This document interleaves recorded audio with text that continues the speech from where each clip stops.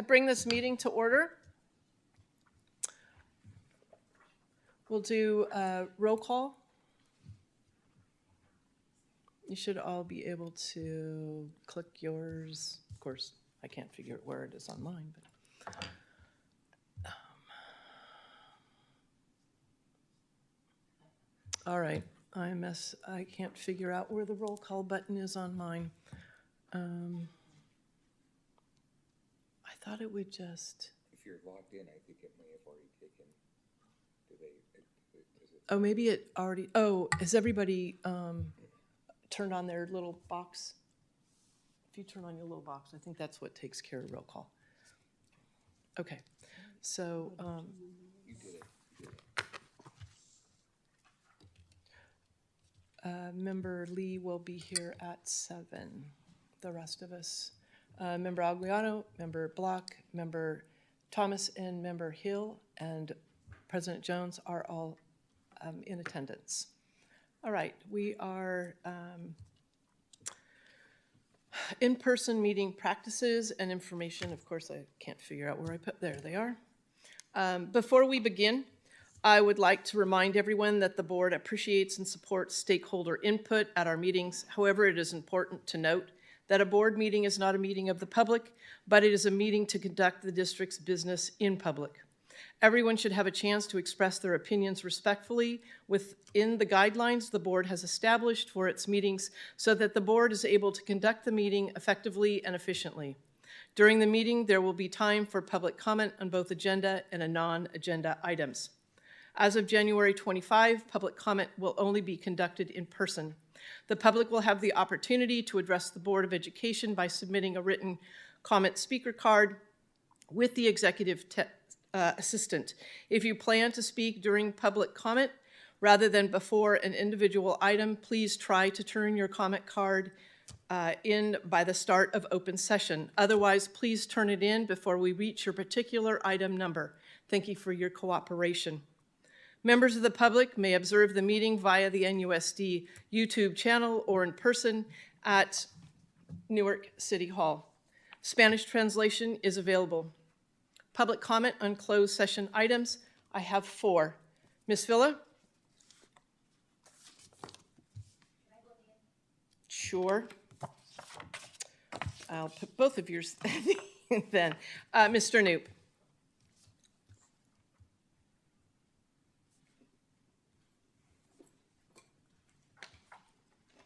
Good evening, board and staff and members of the public.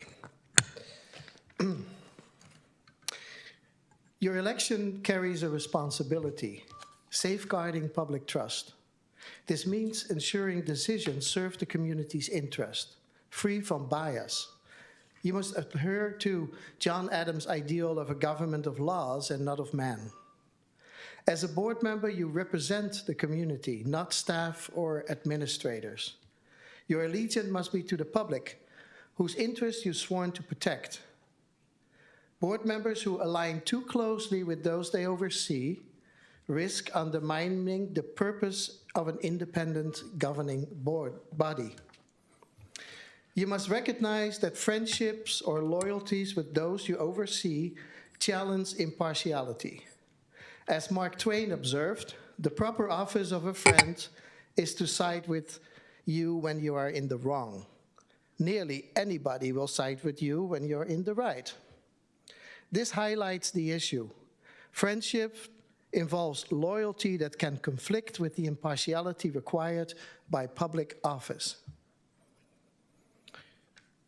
The pressure creates risks when governing, even without actual favoritism.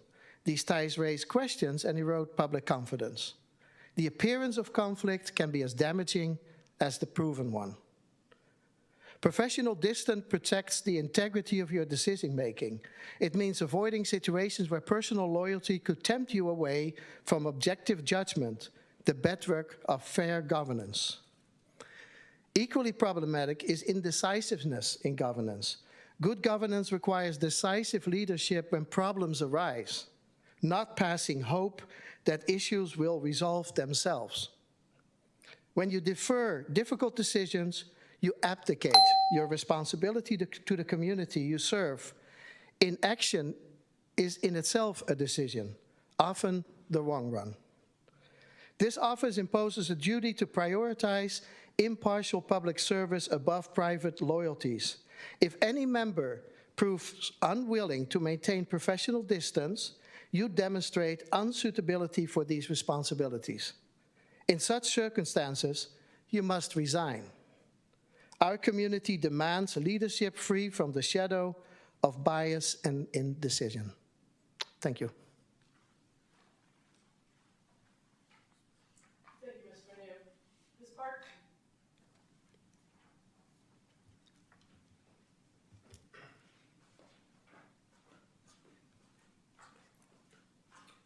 Apparently, we all chose the back row. Good evening. Newark schools are at critical crossroads regarding the interim superintendent's contract. A closer look at the current leadership highlights several serious concerns. In the area of leadership stability, the superintendent has failed to establish a stable leadership team. Over the past 2 years, the HR department has been without a permanent assistant superintendent of HR. Despite the job being posted and attracting multiple applicants, no interviews have been conducted. Interim appointments have come and gone, underscoring the lack of stability. In the area of district finance, the superintendent's handling of district finances raises serious questions. Concerns about the $14 million deficit that suddenly dropped to 3.9 and then 3.4, explained with a single detail-free slide.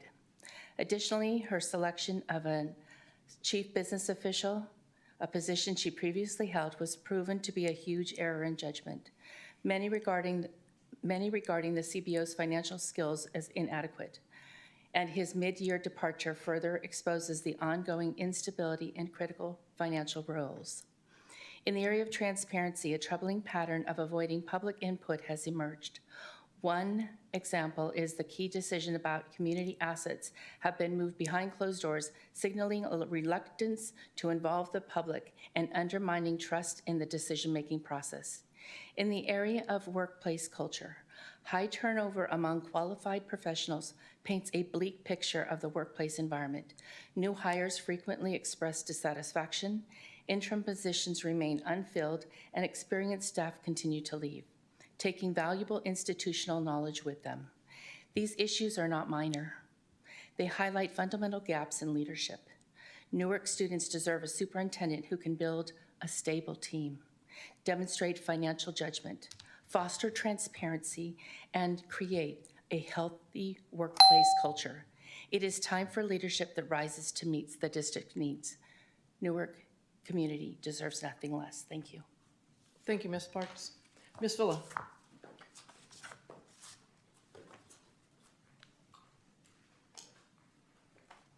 All right. Good evening, Board President and school board members and executive cabinet. All right. As you go into closed session to discuss the contract for our superintendent, we'll also be discussing labor negotiations, which are very crucial because we start negotiations tomorrow for MTA. The instability that has been a result of the decisions that were made by our prior superintendent, our prior executive cabinet, and also our prior district office and site administrators. You've heard me say it multiple times, the chaos that it's caused, what's happening now. Okay, so as you go into closed session, if we're talking about stability, okay, the stability, even the small stability that we've been able to maintain in our district through the turnover of the prior administration. I'm asking that you remember the stability that our NTA members have provided. We are the ones who provide the stability that we have, okay? The stability that we have 74 NTA members who've been providing stability for 20 years. We can break that down even more. We have 37 NTA members who've been providing stability for 25 years. So that's what I ask for you to remember as you go into closed session tonight, to talk about the parameters around negotiations for us and any other contracts that are going to be done. Thank you. Thank you, Ms. Villa. You did have 2 cards filled out, one for 2. Okay, great, thank you. All right. As we move into closed session, the items we will be discussing are public employee discipline, dismissal, release, complaint, Government Code 54957. Conference with legal counsel regarding anticipated litigation, significant exposure to litigation pursuant of Government Code 54956.9. Consideration of student grade/records challenge appeal, Ed Code Sections 35146, 49066, and 49070. Conference with labor negotiators, Government Code 54957.6, Subdivision A, Employee Organizations, CSEA, NTA. 2.5, Public Employee Appointment, Government Code 54957, Title Superintendent.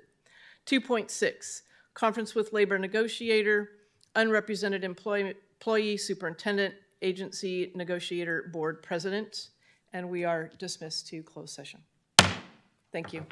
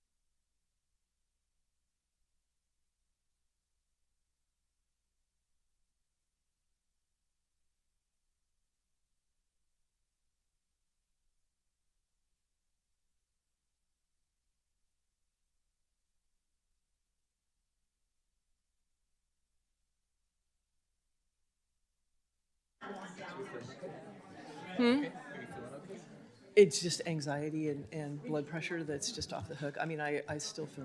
I'm not to speak for it, so I just wanna make sure.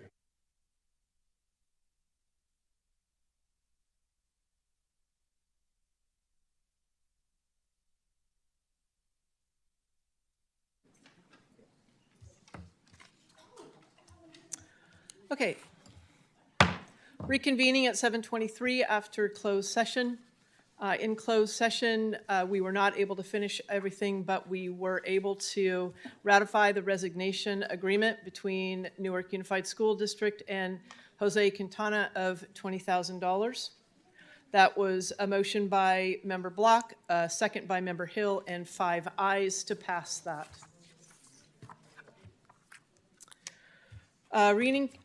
Let's see. Please make sure that your speaker cards for public comment are turned in as soon as possible. Per board law, bylaw 9323, if we have about 40 minutes for public comment. If we have more than 13 speaker cards on the for agendized and non-agendized items, we may need to reduce the amount of time each speaker received. So if you can get your cards, your comment cards up soon, then we can determine if we need to shorten the 3 minutes to 2 minutes. So thank you so much for your cooperation and understanding with that. Ms. Lee, would you please lead us in the pledge? Thank you.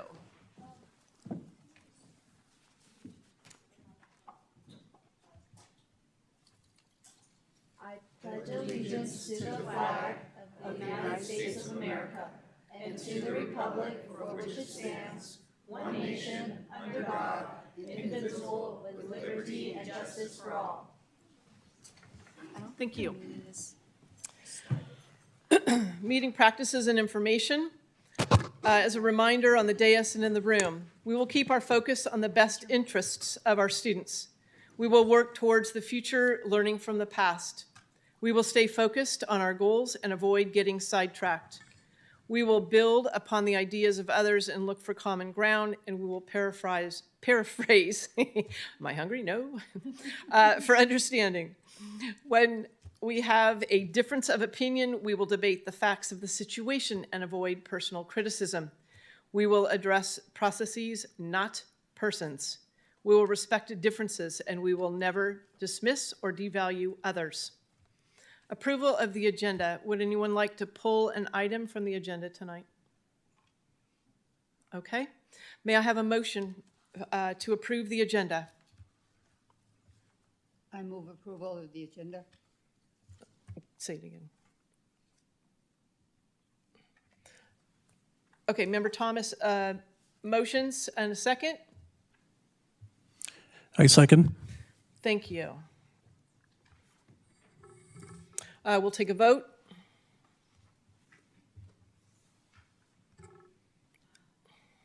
Okay. Thank you very much. That is 6 yeses. I know it's pretty cool if you haven't been here before to watch that. All right, thank you. Student report, Miss Lee.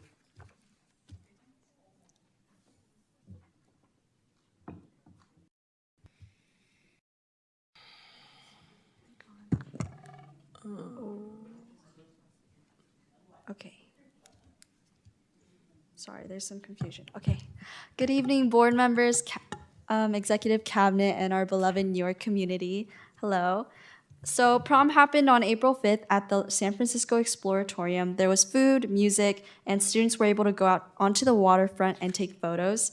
Overall, students reported having an amazing time.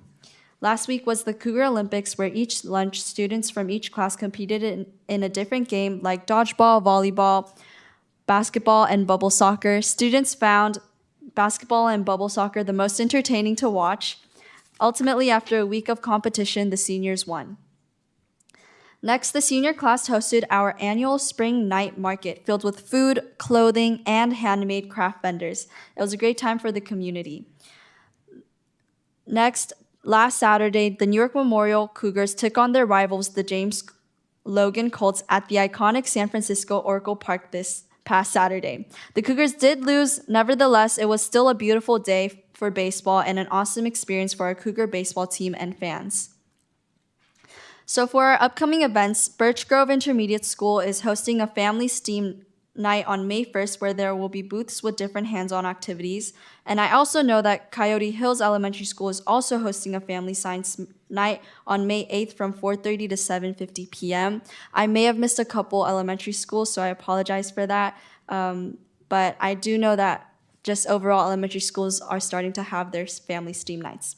Next, there's a PTSA fundraiser at Billy Roy's from 11 a.m. to 8 p.m. today. The funds will be going towards the class of 2025's graduation. Next, our blood drive will be happening at the New York Memorial High School campus with our schools partnering with our school's med club and the Stanford Blood Drive. It will be from morning to afternoon, and the blood donations are open to everyone in the community. It'll be on May 1st, so I highly, highly encourage you guys to consider donating your blood. And lastly, congratulations to our upcoming spring sports seniors. We know that your senior nights is coming up soon, or it's already happened, and we want to thank you for being a member of the Cougar community for the past 4 years and representing New York Memorial. Thank you for listening. Thank you so much. Employer organizations, NTA? CSEA?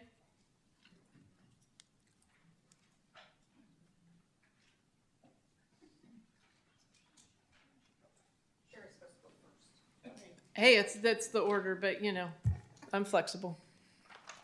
I'm short and sweet today, so it's not that bad. Good evening, Superintendent and board members in the community. CACA Newark Chapter 208 is appreciative of the district bringing our 25-28 successor contract Sunshine reopener proposals for review, and we look forward to setting new dates and continuing our current momentum. So hopefully we can keep that going. CACA Newark Chapter 208 is disappointed in the decision by the board to eliminate classified positions, as you guys all know. We respectively request that you can reconsider your funding priorities to keep the classified positions, which are necessary for the continued workflow of our district. For example, the SIS position, and I hope I have that position correct, that is currently being laid off is being paid out of the LCAP funds. This funding is separate from the general fund with a focus on our unduplicated students, those who are often left behind, for example, our English learners, low-income families, and foster youth. CSEA feels that this position should no longer be on the list of the layoff cuts, as the 24-25 LCAP has over $1 million in an unencumbered funds. This means that we are continuing to fail our students, and the loss of the position will continue to drop their needs further behind, as well as no longer have easy access to the reports that show specific LCAP required information. So again, CSEA is being pushed out to allow the district to try to right-size the budget and continue to eliminate key support positions. And that's all I have for you tonight. Thank you.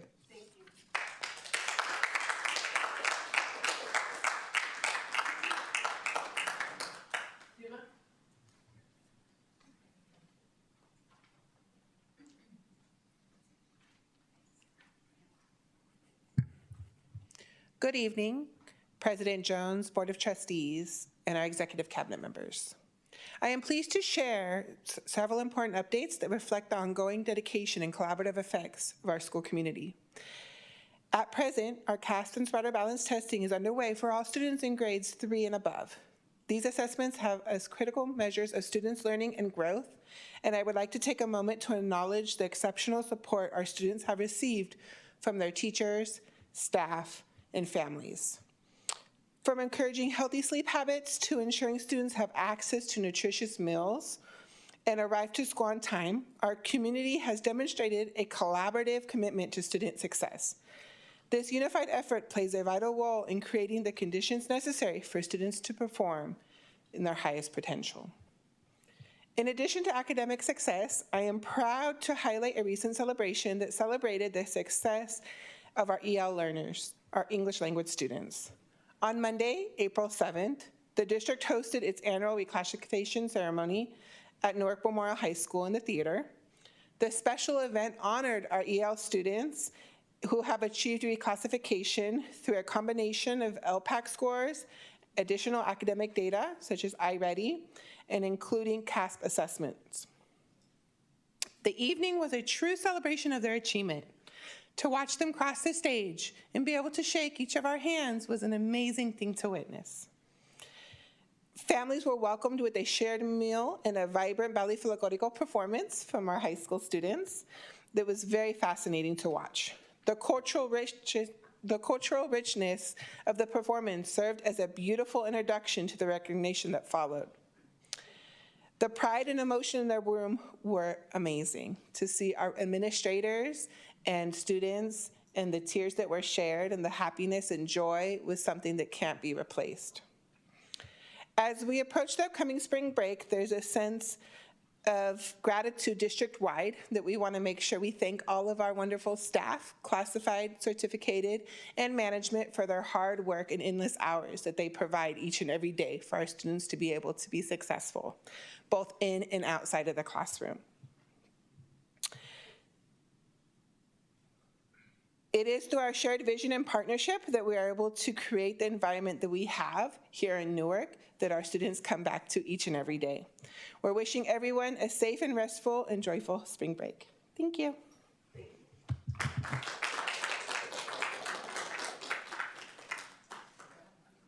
Ms. Villa, NCA. All right, good evening again, Board President, school board members, and executive cabinet. I would like to address something on 14.4 on your agenda. It's the board policy 6146.11, the alternative credit towards graduation. Now, you've heard me speak before about collaboration. That is I'm not gonna say it's missing, but not a lot of it is happening. So, let me go back up here. Okay, a good school district has a shared commitment to student success. However, the reality is that we cannot achieve this goal if there is no collaboration. Administrators and teachers must work together in a spirit of collaboration and with each group bringing its own unique perspective and expertise. Now, in regards to board policy 6146.11, item 12 in that board policy. What it reads in your board policy, it says that the NUSD Sports Marching Band PE program participating in the CCS, which is the Central Coast section. We are in the NCS, the North Coast section. Now, if we're talking about collaboration, even though I brought this to the attention, brought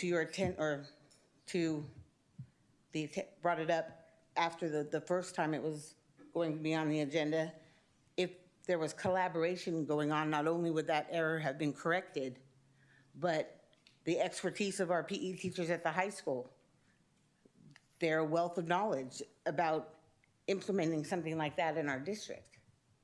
Not only is that very costly to do alternative credits like that, it's a great idea, but in the end, it's gonna take away sections from our PE teachers.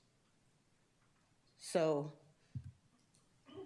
am I asking for, should this item be pulled? I would say so, because you have to fix the edit the NCS to the CCS, but my suggestion is to get together with those PE teachers at the high school so they can help you out and get the alternative credits going.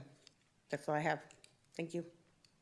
Thank you. Thank you. All right, sorry, I tried to take my notes. All right, public comments. Cards are coming around. Thank you. No, I think Toya got it. All right, for non-agenda items, I have one speaker and for agenda items. Ms. Parks, would you prefer to speak during public comment or before each one of the? Okay, that's what I thought, but I always want to make sure I ask. So public comment, non-agenda, Katie Euster.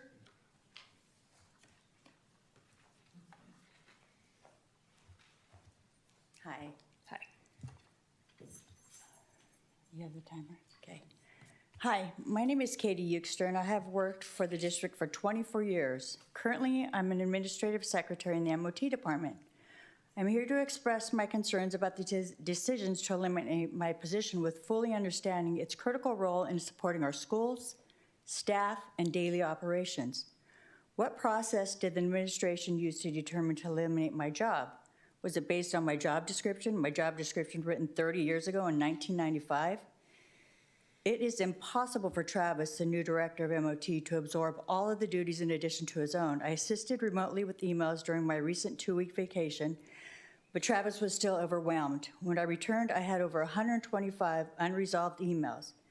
This demonstrates the workload and importance of my role, which is a full-time position, not something the director can simply add to their responsibilities. On February 11th, Jose called me to a meeting at 2:30 without my supervisor. I requested my supervisor's attendance, yet it was denied. At this meeting, I was offered a transition to fiscal services as an administrative secretary starting July 1st, which I ended up agreeing to. I had to draft my own agreement, which was signed by Jose and Chris and is held by HR. I have a copy available if needed.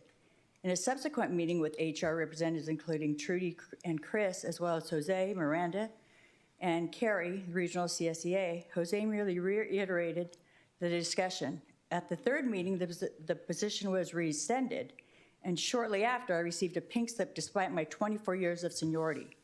According to Ed Code and our CSEA contract and over 3 decades of past practice, I should have not received a layoff notice, nor should I have been offered roles outside my classification, such as childcare, staff secretary 2, or secretary. None of these actions align with the contract of our district president. Each meeting has introduced new plans that are later rescinded, creating confusion and inconsistency.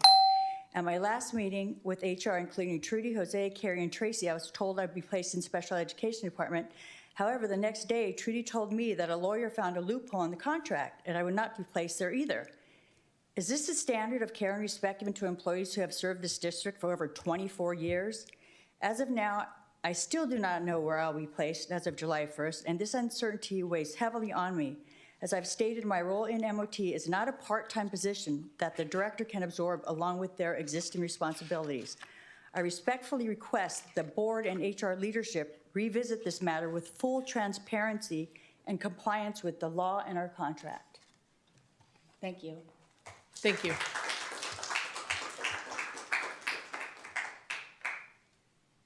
Okay, moving on to superintendent's report.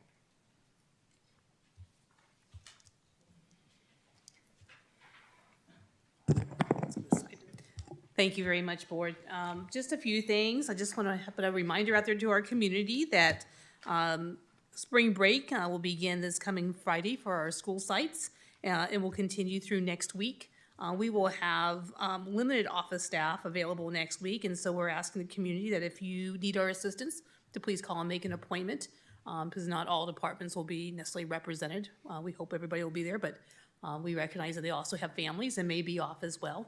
And so we want to wish everybody to have a really safe and happy spring break, get some rest. We know spring break came a little late this year compared to prior years, and I think that when you come back, it's going to be that turnaround where we're just going to be basically completing the year, doing our finals, celebrating some of the great things that will be happening here in our schools and school district.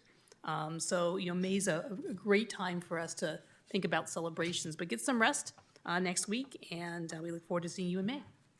That concludes my comments. All right. Thank you so much. Staff reports, human relations stipend update.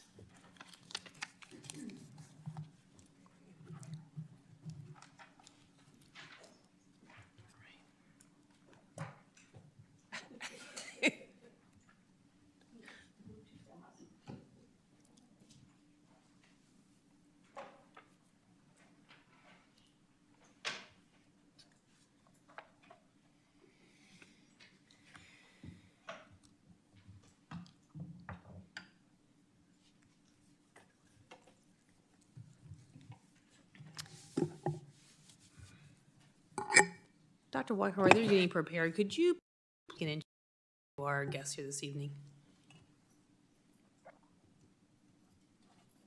I gotcha. Absolutely. Last week, the couple weeks before last, a couple board meetings, we introduced Dina Palmer. And Dina comes to us with a vast background in doing some specific audits and inquiry around current practices and procedures. And the last couple months, she has been digging deeper into our stipends. And so her presentation tonight is going to be sharing what her discovery was with some recommendations for us as a district as we move forward and look at ways to improve practice. Thank you. While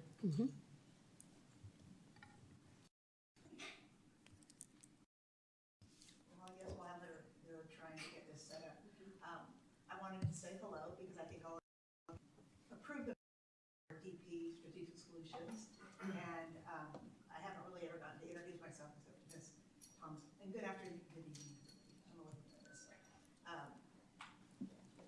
I wanted to let everybody know that I'm not, that I have been in education for over 26 years in several variant departments throughout my career. Also, I was pro tem on the Contra Costa County Grand Jury, so I have perspective of auditing and looking at things. And I come with a different perspective than the average consultant comes from. I'm not, you've done data several times, the data analysis of numbers on stipends, and there are issues. I'm not here to waste Newark's money to do the data analysis again to say the same thing that has been said before, that you have problems, you have issues. What I would like to do is find quick and easy ways to fix those problems, plug those holes, and get moving on. Because I think what's happened in the past with consultants, they come in, they give the reports, they're these huge reports, and nobody can take a hold of them and move with them. I'm hoping that what I can present to you today is something that somebody can quickly take action on. Things can get moving in the right direction, and come next year, you get started in the right direction. And so I spent a month on stipends. I spoke to several school districts, or several schools, several departments. I just wanted to get a perspective from every angle of what their thoughts were, how they handled stipends. It was a huge awakening for me to see how everybody had their own perspective on what a stipend was, how a stipend. So I'm going to try and do this. So as I stated up there, I also realized you have a lot of stipends. And to really look at this, I had to focus on the ones that I felt I could do the most, give you the most information on, which was department chair, extra duty, coaching, and teacher induction mentor. Those are the ones I looked at the most. With that being said, I think the light bulb that went off was that there is a lack of communication and understanding of a clear identity of what a stipend is, what the language is in board policies. Once again, I heard somebody else say that a job description was written back whenever. The stipend board policy was from 1988, it's a long time ago. And just to inform everybody, board policies and administrative rules are not the same thing. In this district, they are. Somebody clearly took the language from board policy and copied it over to administrative rule. That is not what board policies are meant for. Board policies are the rules of the board. ARs are how do we attain those rules.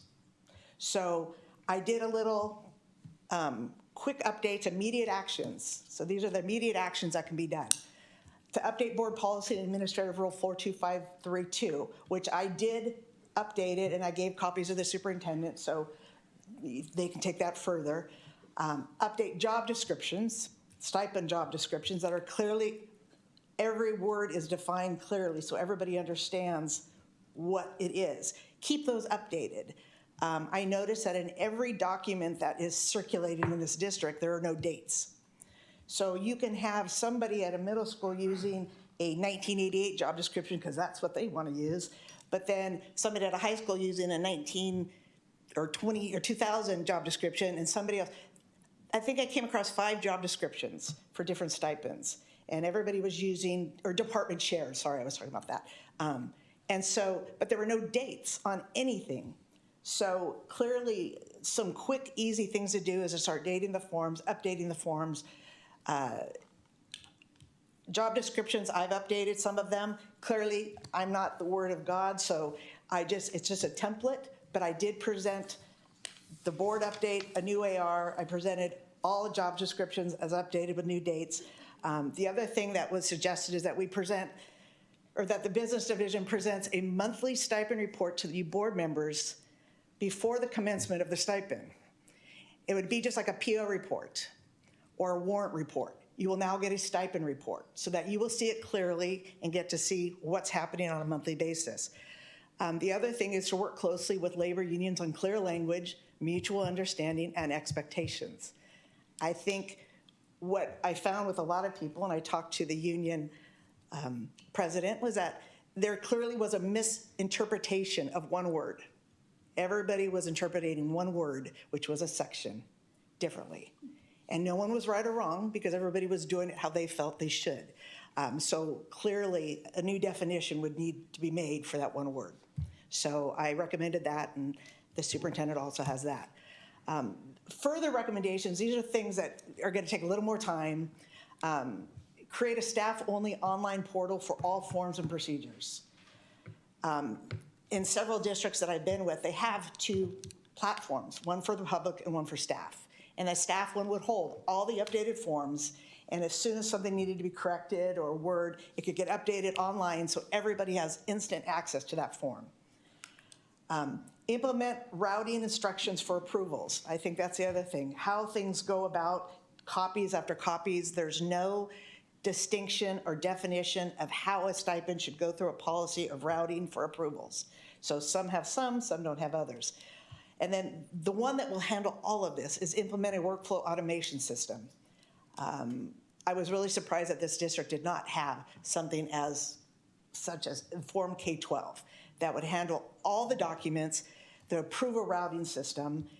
Everything is in there so that if somebody submits a stipend and it's missing something, it'll kick it back, or the person can correct it, kick it back, then it would be submitted, and it goes through the proper approval channels.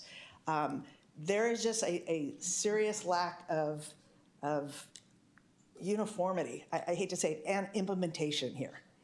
That is what I found, and I'm finding it more and more with a lot of things that I'm looking at. I'm looking at something else right now, which once again, it's just, I think everybody is kind of doing their own thing. So I'm trying to find little ways that we can help and just start plugging some of these holes. So this is my presentation. I can answer any questions. I do have a more in-depth summary report that's a little longer than this quick slideshow that is available to you if you'd like it from me.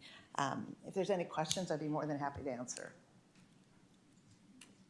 Nope. Thank you. It's really helpful to see it so plainly put, and definitely would like a copy of the report. Yes. Be fabulous. So thank you for your work. Thanks. Any questions? Nope. Okay. All right. Thank you. I'd just like to take a moment to thank Dina for all of her work that she's been doing, working in our office, looking at our systems and some better ways and practices that we can do. Her time is very much so appreciated. Okay. Yes, thank you so much. We are now on bond measure, and Ms. Parks, you have a public comment for 10.2.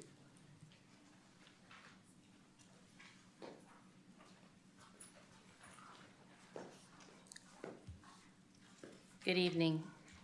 While I support your ratifying the bond or the Measure O vote and forming the CBOC, as they will need training, why are you seeking to sell the bonds next month? Once you sell the bonds, the interest starts on that money. I'm not an expert, but is this the time to sell the bonds when you don't even have a completed project list? When will the board be given the project list compiled by Renault Clark Architects? Who will be on the April 16th and 17th site walks that are mentioned in the agenda item? When will that information be relayed to all of you? Please educate yourselves about the potential projects.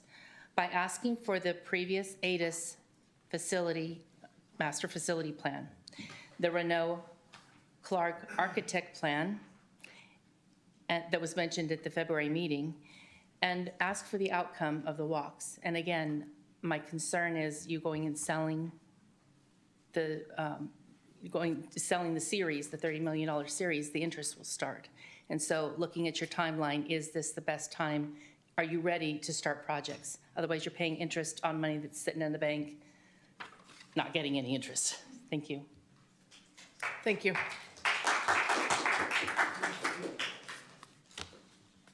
All right, bond measure O timeline. Thank you. Ms. Vicar, thank you. I will be presenting this item here this evening. And so before you is a timeline of many things that have to happen in order to be able to bring Measure O forward to all of you. When we met with our bond counsel and with Philman and Rollup and Associates back in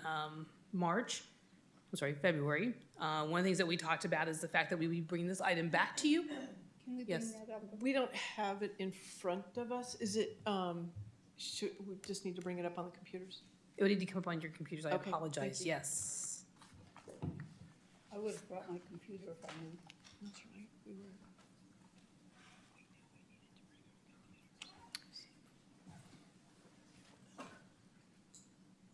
I don't, Toya, do we have any copies of this item? It's, But no, the detailed report for the staff timeline report, they don't have a copy of that. I mean, I have it on my computer, if we can hook my computer up there. Can you pull that item up? Are you able to pull it up from your desktop, Toya? And show the community? If you go into the agenda, I don't know if you can pull it up and share that.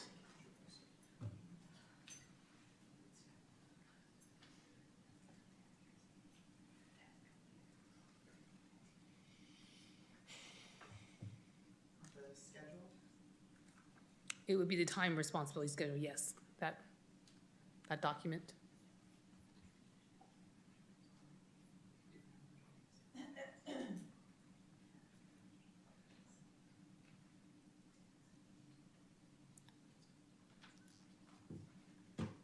Do you want my computer? Or? Okay.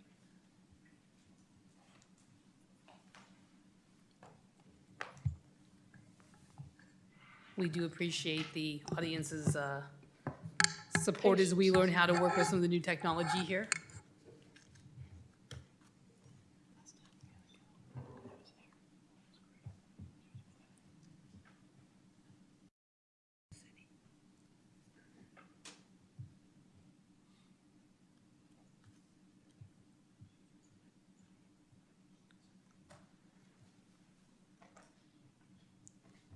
Great, thank you so much. So before you, here is a schedule of a lot of the work that's happening behind the scenes to be able to get things ready, to be able to bring to the board for consideration and issuance of Measure O. The speaker that came up earlier, Mrs. Park, she is absolutely correct. You must have a project list before you can approve the Measure O element. We are working through that. I am meeting along with Travis and the architect to be able to review with site principals, a list of projects that were in the original facilities master plan, as well as the updated list that was prepared here over the before going out for Measure O, and I'm asking the voters to consider voting for this. What we're really looking at is, you may recall when we talked about, there would probably be 3 or 4 different draws that would come down off the $205 million. The first one is expected to be somewhere between $30 and $40 million.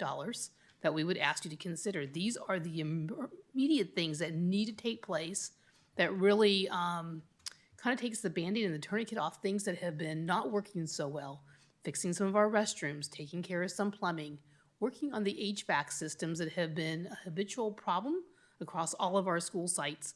Those are some of the most urgent things that are sitting out there, but there's other things that are also going to be considered that you will see on a project list by site for that first initial draw. Then there will be other project lists that will actually have to come forward as we continue to prioritize and start looking at things for the other draws. And those will probably be a bigger conversation and probably will require a lot more analysis and work with each of our school sites to be able to get more community input as to what else needs to be done to be able to help take care of our schools. Some of the things, I mean, we've got everything from, wanting to have some new STEAM and STEM labs that would come in to working on pool renovations and some other bigger things that need to happen. Looking at, maybe building a new administration office. There's a lot of different things that are on the wish list that we really need to hone in on as we look at what are the funds that we're going to go off and spend and how are we going to spend that. And then we also need to really look at how does that impact student learning, right? So, I mean, whether we're doing a renovation to all of our classrooms to be able to help modernize them and bring them up to a modern standard so that our teachers can teach and have the technology available. We've also talked about, in our first draw, using some of the resources for technology and to make sure that we have the technology infrastructure to be able to help and support our school sites with learning. We know that that's an expensive fix and one that was, going to put a little bit of a drain on our regular budget. And so that's a piece that we ask voters to consider so that we have good technology access in our schools to help and support learning. So those are just some of the project things, but you will see a project list of what we are asking you to consider for that first draw of $30 million. And then you'll see some other items outside of that as well. There will be a priority list that we're going to try to help identify for you so you'll get to see that as well. Again, you don't have to take the action in May. You could delay it, but it also means that we don't have the funds to be able to help and support our schools, especially with some of the conditions that we really are ready to go off and move forward on and that really need to have the help and support. Most importantly, our HVAC systems. So are we going to spend it all at once? No, we're not going to spend it all at once, but over the next 3 years, we would spend that $30 million. Again, there's a lot of prep that goes behind it, not only the work that's getting done by the architect to be able to work on the list of priorities, but also looking at all the financing information that needs to go forward with this. If you would have asked me probably last week, I would have told you last week was not a good time in the market to go out and go after a bond.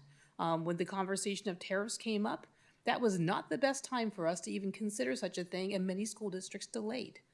We will be taking a look at the market and we'll be listening to the experts to tell us whether or not the market conditions have improved enough for us to go off and consider, or should we delay a little bit longer to make sure that we get the very best approach to being able to help and support our schools.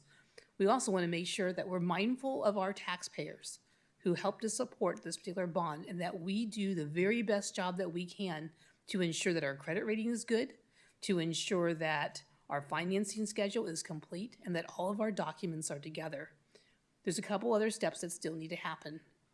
And there's a couple things that also coincide with not only the selling of Measure O, but also some future decisions that the board will be making as they move forward with the 7-Eleven committee.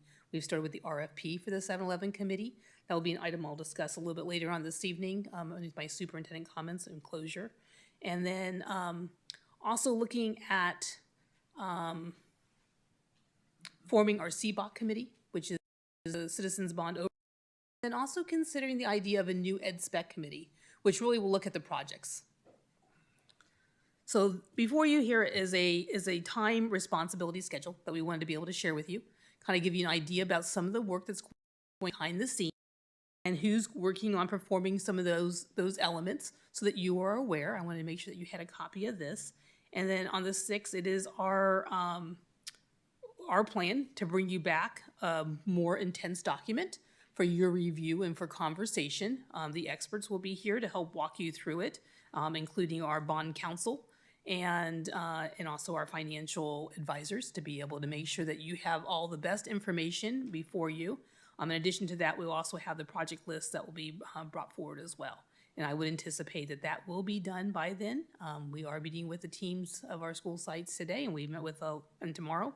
And it's exciting. It's really good to kind of get to see this thing kind of move forward. I know there had been some signage that had gone up at school sites with Measure G. We would like to bring that back also for Measure O, especially for the first draw, and talk about what sites would see and what the expectation is based on whatever it is the board does approve. And again, that project list is really up for discussion when it does come forward. And I do look forward to having a robust discussion with you on that. And again, if you're not ready to make the decision on the 6th, we most certainly can delay if you need more additional information.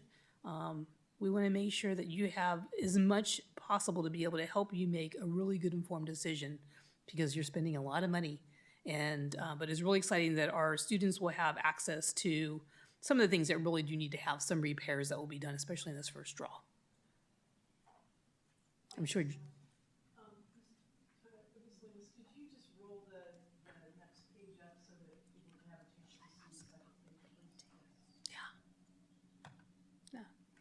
Yes, request to speak.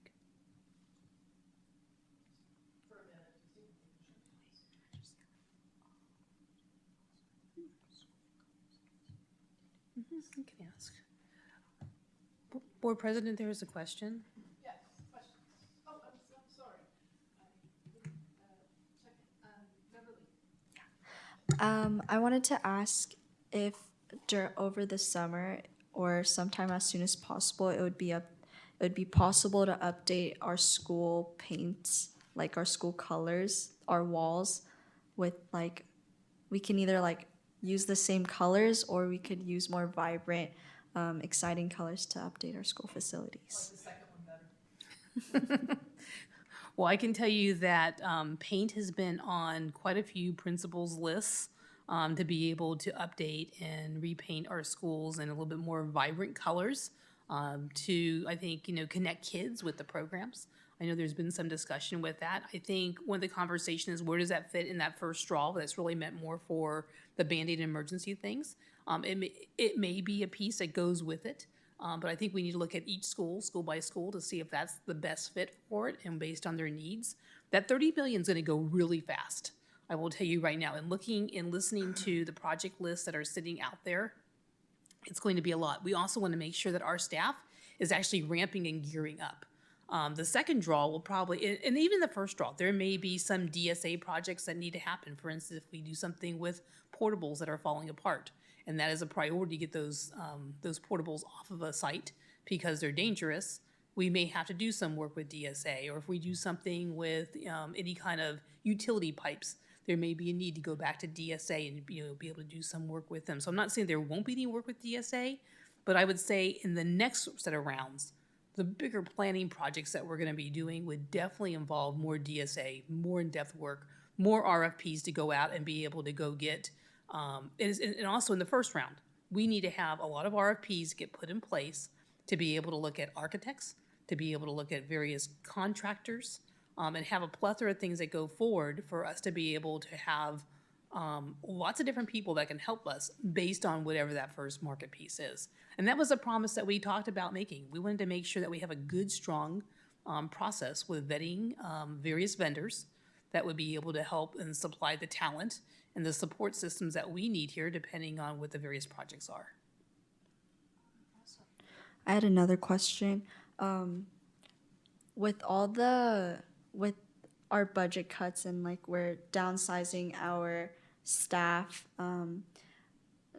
we have our bond coming up, like do we have enough staff available to support this bond and like get it to where it needs to be right now? Yeah, I think we do. That's a great question. And so, one of the things that the district has done is the district has hired financial people to help and support us. We are going to have to hire and bring on consultants that will help us do some of this work as we work through it, but our staff will also be involved. Definitely our classified staff will be involved in many of the different projects that are sitting out there, and they too have also weighed in on some of the heavy needed projects that need to happen.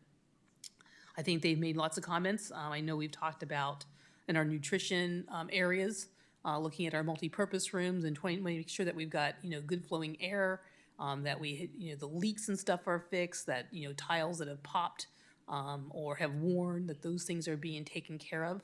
There's a plethora of things. I'm telling you, the list goes on and on and on. The bottom line is there is more projects than what there was bonding capacity for. So I want to say the list is probably close to over $800 million worth of projects. We only passed a bond for 205, so everything's not going to get done. And we will have to be good stewards with the district's money and with the community's money that they've given to us. And we want to make sure that we show them that we're going to do a really good job with what we're doing with the money. The perception in the last bond is that we didn't do some things the right way. What I will tell you is that we had a great oversight committee that really looked at how the funds were spent and whether or not they were spent the right way, and they provided the district with really great reporting. We would want to continue that practice. That was a really good, strong, and great practice that went forward. So that's a practice I wouldn't want to see go away, and it's actually a requirement in the law that we actually continue having a CBOC committee.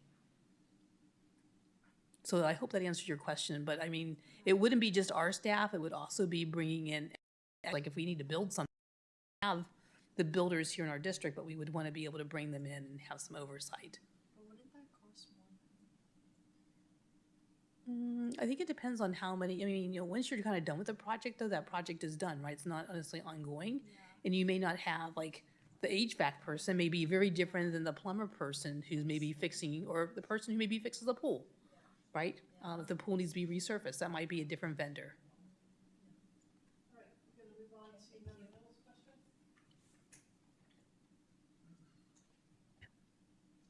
Turn the mic on. There we go. Thank you. So thank you, Superintendent, for the presentation. And as you know, and I've spoken about this before, I think that we need to be very strategic in how we approach this bond effort. And I know that many years ago, and this was before my time, but I believe that Member Thomas was on the board at that point, that there was a very comprehensive look at all the potential facilities needs, and it was massive. And ultimately, I think the board decided not to move forward with tackling that, but at least it was a very comprehensive list and had gotten a lot of great community input and buy-in. I think that when we had the subsequent administration, there were a lot of projects that were identified, but it was not a democratic process in terms of how those projects were identified. And I think that there was a lot of waste that went into them. I mean, we were putting solar panels in the middle school parking lot, and it wasn't done correctly, and we had pier sinking, and then also, quite frankly, we had lists put together that were not put together by the schools and the key users, but rather were put together by prior consultants, and it was a very opaque process. And then ultimately, there were people that, you know, either they were the loudest voice or they had an inside track, and they got their priorities prioritized and executed, and then others were left with nothing. And I really don't want us to go through that process again.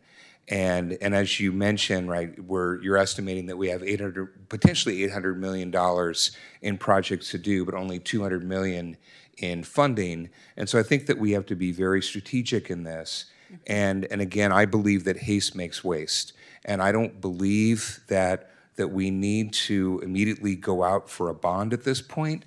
I think that we want to have a plan, and we want to have very clear lists of projects. And I think that it probably goes into a couple of buckets. There may be some overall infrastructure projects that impact everybody, and that you and others would come forward and identify. But I think that we also need to carve out explicit amounts of money for each facility, and maybe we have a separate fund for some strategic project like STEM or something like that. But I think that we really kind of need to have the whole plan, because I think if we don't, we risk doing what we did the last time, which was ending up literally having one project at one school consume, 70% of the budget. And so what I know we're just discussing this right now. You mentioned that we may not feel comfortable taking an action on the 6th, and I would say I won't feel comfortable taking an action at all until I see the strategic plan, and would like to be able to see, okay, here's the overall amount of money, here are the buckets that we're potentially going to look at, and then also I think that we want to be able to carve out money for each school site, and that literally just as we have the school sites come and present what they're doing around improving our educational outcomes, we want to have that same voice coming where the principal or whoever comes and they literally say, we went through a process, here's who we talked to, here's what we believe are the priorities, and they're basically kind of putting their money where their mouth is, and we know that they're a committed stakeholder. And so, appreciate your effort in kind of pulling this all together so that we can look at a total plan and make sure that everybody's fairly represented. And those are my comments. Thank you. Just had a couple of quick questions. The first was what the process will be for notifying the community and recruiting people for the oversight committee. From my understanding, over time at the last oversight committee, there was like a lot of participation at the beginning, and it's sort of like slowly dwindled over time, which became an additional responsibility on the remaining members, and maybe just meant that we didn't have as much community input as was ideal. So what's the plan for getting kind of big and representative participation on the CBOC? Yeah, we would want to definitely advertise that to our community. There are some very specific stakeholders that have to be represented. We would want to make sure that it's clearly articulated out there, and that maybe we go out, we make presentations in various community forums to be able to let people know that this is available and that we want to have them participate and that their opinion and their thoughts and their time matters. I think that's really an important element to do. I have personally served on CBOC committees myself. I can tell you, I would hope that my time was valued in the entities that I served with. I think the people that have served here in this room on various CBOC committees over the years, I know they have given their time generously to our community and with great detail and with really true fidelity. So you're right, it did kind of dwindle over time. We had to go back to our required amount. I think when it got to the end of the bond, there just wasn't much money left. A lot of people just didn't want to show up. They didn't want to give their time anymore, but we just kind of like needed to like finish it out. And so, I know Mrs. Parks and Mr. Knoop, they were, right there until the very end. And now is the time to come back and reform the committee and what needs to be done with it. And, we'll talk a little bit more about that, but we definitely would need to go off and we would need to have a robust way of being able to get that information out, whether we run it for 30 or 45 days to be able to get that done. They need to help oversee what, there's definitely some timelines that go along with that, and Ms. Dobson, I know she can talk to us a little bit more about that on the 6th to be able to sit there and spell that out. The other thing is, I think it's important to have that Ed Specs committee, that total plan that Member Hill spoke about. I do think that's an important element. And many districts have what they call an Ed Specs. They bring by their sites or also as a district as a whole. They may have like deeper dives that they do so they can sit there and look at projects and be able to speak on that as to what's important. I like the idea of being able to delegate out how much funding would be available. But I think you also want to make sure that you have a living document that's somewhat flexible. I think you need to have some flexibility within your document. And I'll give you a good reason why. If we get too small at one of our school sites, you may need to bring back some of that money. If for some reason a site got to be too small and we weren't able to keep it for some reason. We know that we've got a couple sites that are getting smaller and we've had to sit there and close schools. I hope that we're not in that position, but I think we need to think about what does that look like in the future. And I think you need to have flexibility in whatever it is that you're doing so that you can then reallocate those funds or maybe slow down the funds that get spent on that school if you think that it might be in danger of having something happen to it. It's a bigger discussion for us to have as we sit there and we look at our configuration and we talk about the size of our school district and what's happening. We are losing between 150 and 180 kids per year. We need to have that conversation as to what that looks like and what does the footprint of our school district look like. Yes, I want to see all of our schools there. We know our neighborhood schools are loved, beloved. They are an iconic element of our community. They're part of what kind of identifies with the neighborhood. And I think people feel very comfortable about who their schools are. And it was hard for us to close down, I'm sure, down a couple of schools.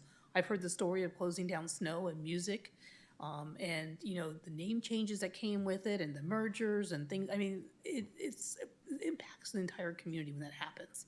But those are considerations that you are going to have to decide as a board, or maybe a future board will have to decide a little bit later on down the road, depending on when that draw happens. And so I think you need to think about what would that look like and what is the contingency plan if something like that does happen. I think that is a consideration that we need to talk about and be responsible in thinking about that. Maybe it's another grade configuration. Maybe it looks a little bit different. We know the BGPs are very popular, and we've got people that are coming from outside the district to be able to come in because they want to come to the BGPs. They really love the idea of having the early education piece. That might be something that we go back in and we take a look at. I think those are all important conversations, but I like the idea of having the bigger master plan that really kind of takes a look at that. I wasn't super excited about the original facilities master plan when I saw it.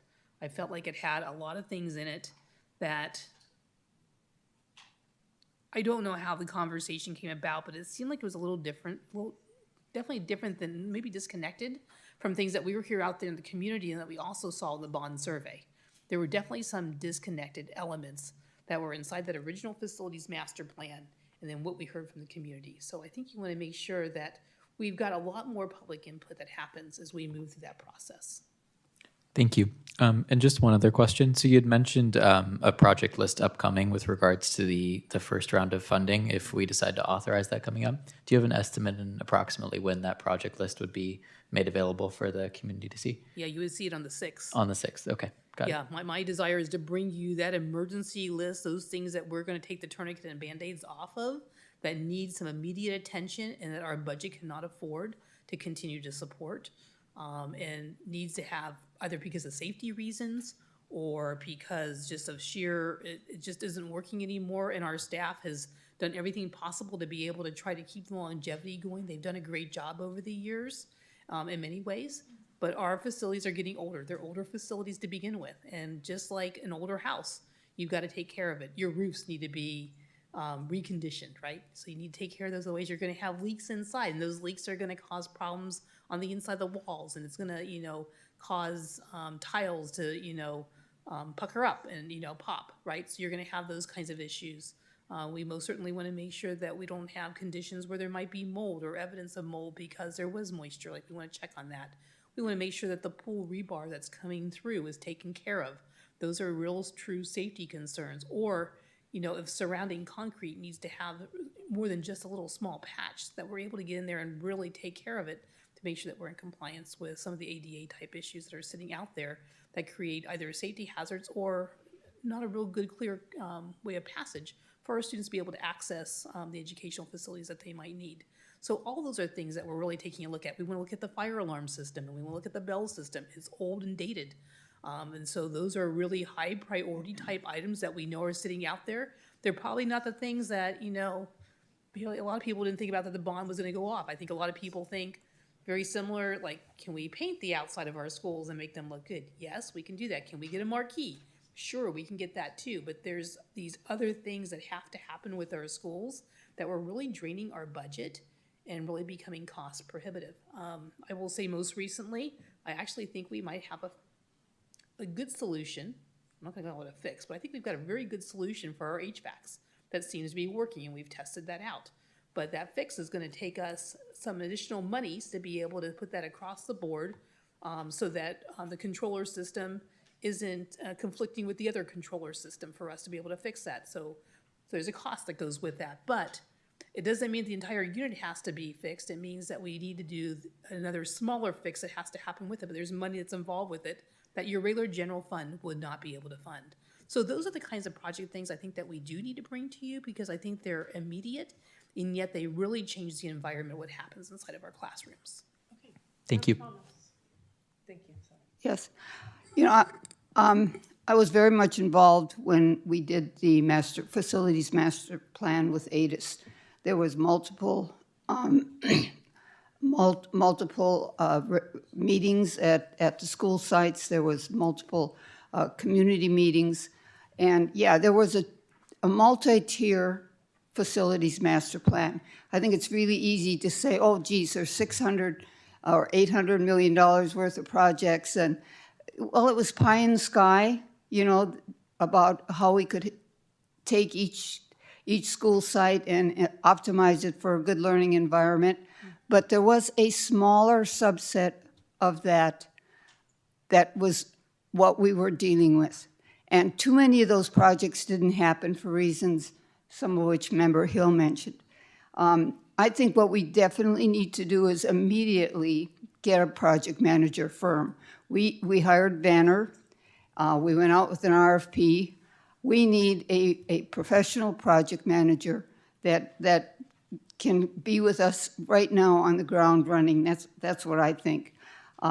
This facility here, Vanner was the project manager for the whole civic center, and they came in under budget. It didn't work out so well with us, but I think it was probably because we didn't have the oversight on our staff that maybe this project with the city has. Some of the things from the old list didn't happen. We spent time looking at science. We set aside $3 million for science labs at the high school. What happened? There was a meeting with the teachers. They didn't like what the architect came back with, and the project never went forward. Those science labs at the high school are very old. And are they going to fall on the new list? What about filling the junior high school pool? The junior high school pool hasn't been used for years. It's costing us money. That was on the list. That hasn't come back. Demolishing portables, that's been on the list forever. I would like to see the projects that were kind of put by the wayside before on Measure G and make sure they also get the list. So I really agree with Member Hill that we need a overall plan that involves the community, that brings back the Measure G things that we didn't get done, that looks at all of it. But I also feel it's okay to start with some quick projects that the superintendent mentioned that are very much needed, our HVAC systems, plumbing issues, safety issues, restroom upgrades, some of those things that we know we're going to need and can be done quickly. I would be okay with that, but I really want to emphasize that we need a project manager and we need to do the kind of planning that Member Hill mentioned. Thank you.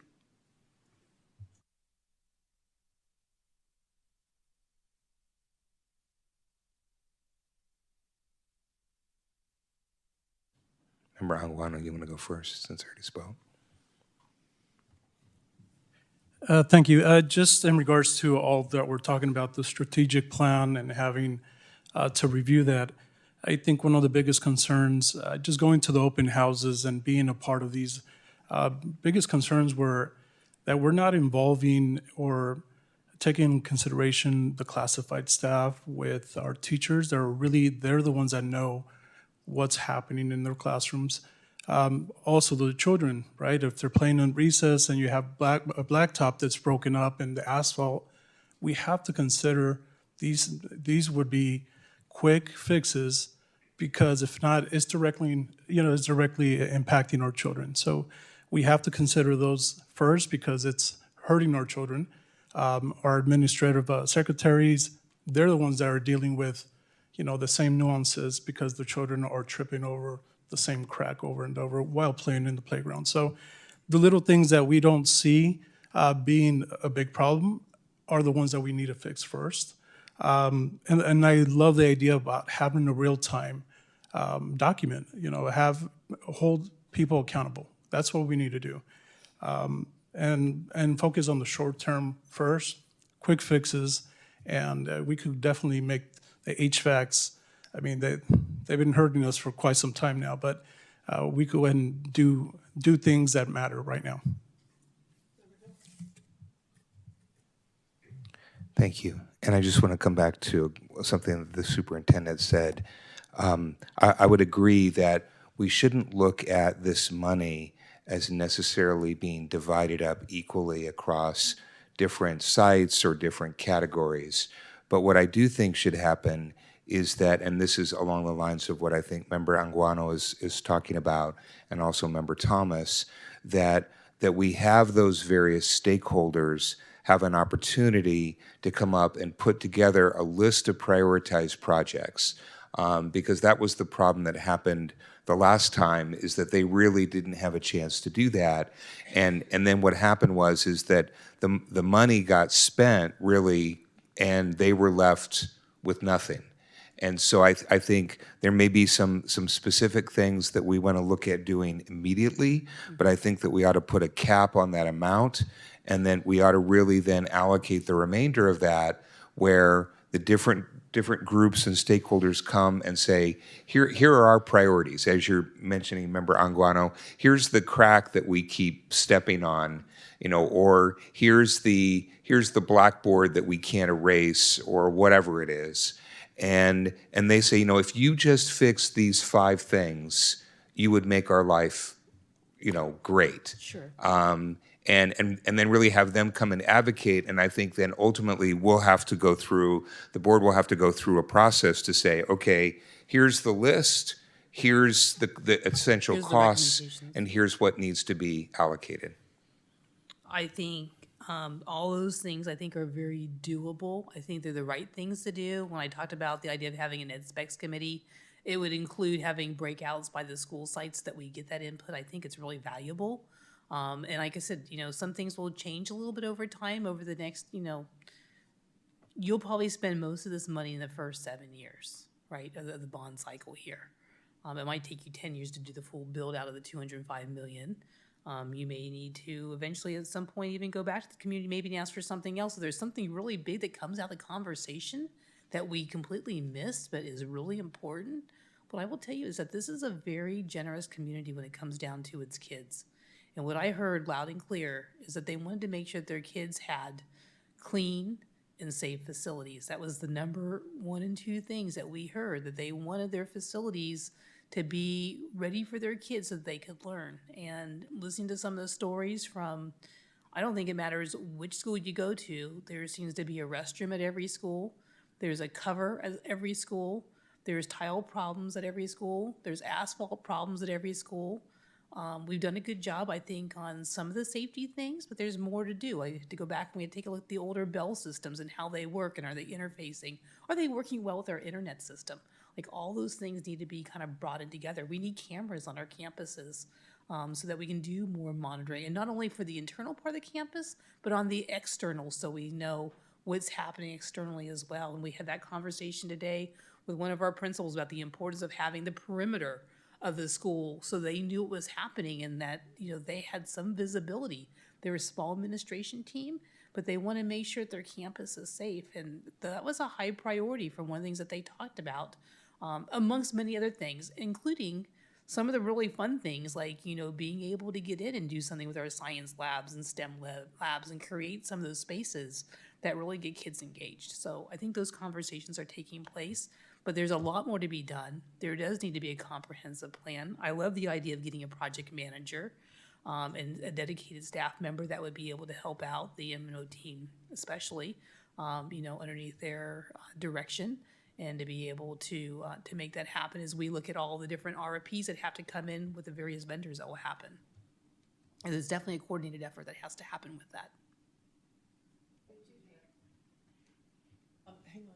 Remember, did you have another question? Okay. Member Thomas? I guess I was thinking in terms of an individual that has a firm behind it, a project management firm, and then they would do, rather than a staff member. I wasn't thinking. Right.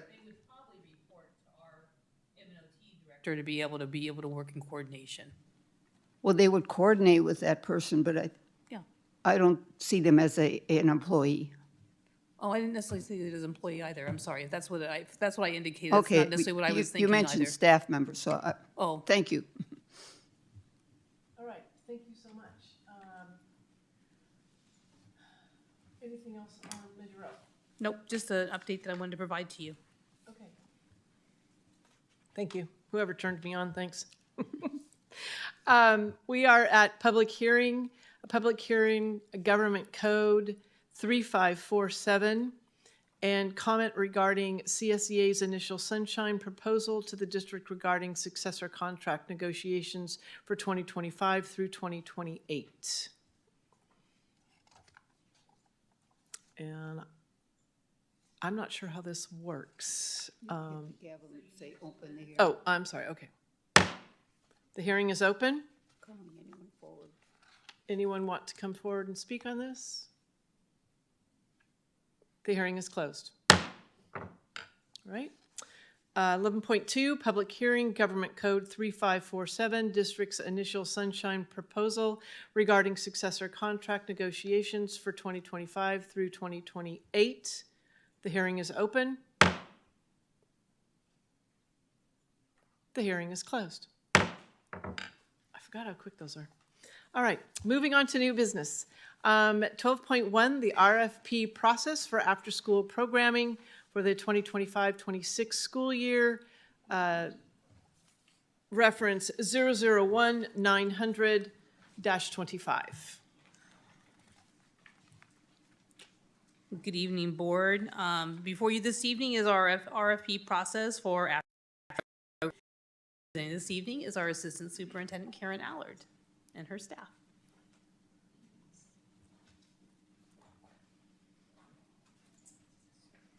Thank you, Board of Trustees, for requesting this presentation to provide additional information regarding the formal request for proposals process. Ophelia Malaro and our coordinator of expanded learning programs and I will be co-presenting this evening. I want to note that it was discovered that one slide toward the end of the presentation was not included with the posted board agenda. This slide only provides additional clarification and does not alter the original content.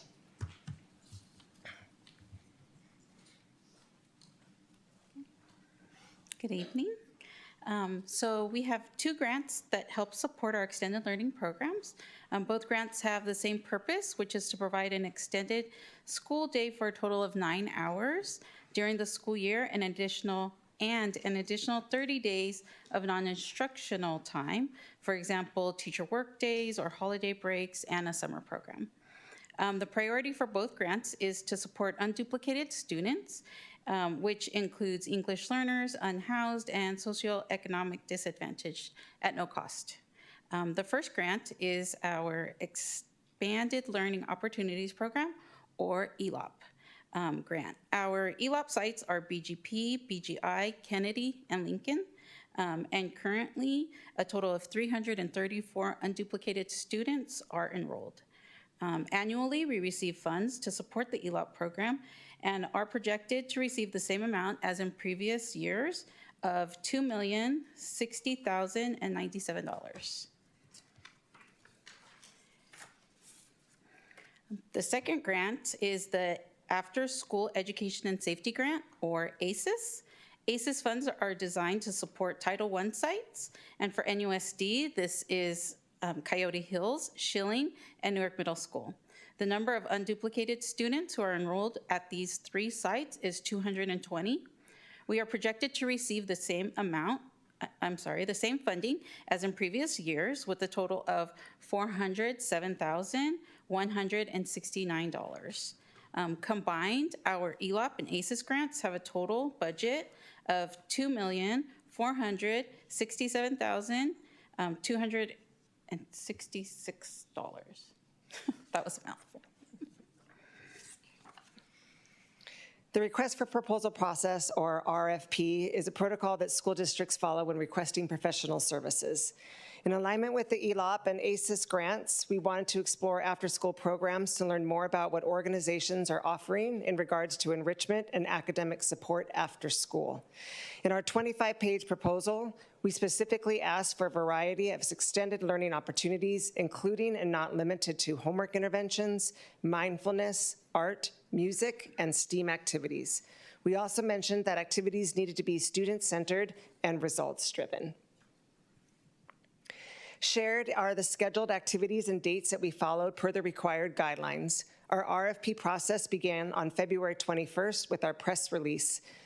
Proposals will due on March 11th, and we shared our award recommendation with the board on April 2nd. We received 16 proposals. When the sealed proposals were opened, 4 were immediately disqualified per the RFP guidelines as the organizations had incomplete submissions. The other 12 were evaluated by Ophelia and myself. There was variation in each submitted proposal cost. As we evaluated each proposal, we also kept in mind our projected funding amounts for the ELOP and ACES grants so that we would not encroach on the general fund to help cover the cost of our extended learning programs.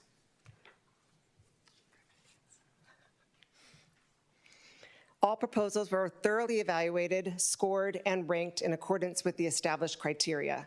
The highest points focused on program design, professional learning, and overall evaluation, while additional points were awarded for an explanation of staff qualifications, previous experience, and compensation schedule. Based on the evaluation process, 3 organizations had the highest scores. Reference checks were conducted as each organization had to provide 3 contacts in their proposals. The reference checks provided additional information and insight to help determine a final recommendation. Think Together received the highest ranking from the 12 submitted proposals, and we are recommending award notification to Think Together. As of late last week, we received Think Together's proposed contract, which is currently being reviewed, and we will ask the board to approve the contract at the May 6th board meeting. Think Together's original proposed cost was $2,397, and $7,367. This total dollar amount would not cover all extended learning program costs. In collaboration with Think Together, we renegotiated and a new contract amount for $2,056,412. This lower cost helps offset non-USD expenses such as staff salaries, daily snacks, materials, custodial support, so that there is no encroachment on the general fund. Moving forward, we will begin planning for summer extended learning programs as well as for the 2025-26 school year. One consideration is to think about a fee-based program for our non-unduplicated students and what this can look like as a possibility in future years. And we look forward to providing our extended learning program with Think Together for the 25-26 school year and for our students to attend an enriching and safe after-school program. Thank you.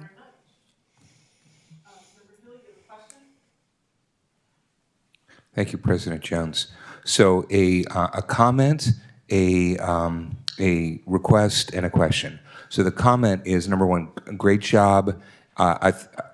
In the last meeting when this was first presented, the process seemed very opaque. I think that you made this much clearer, and so described, essentially, here's the pool of vendors that we're considering, here's the criteria that we're using, and here's ultimately how we made the award. And I would hope that we could actually do that maybe with all vendors that we contract with. So great job there.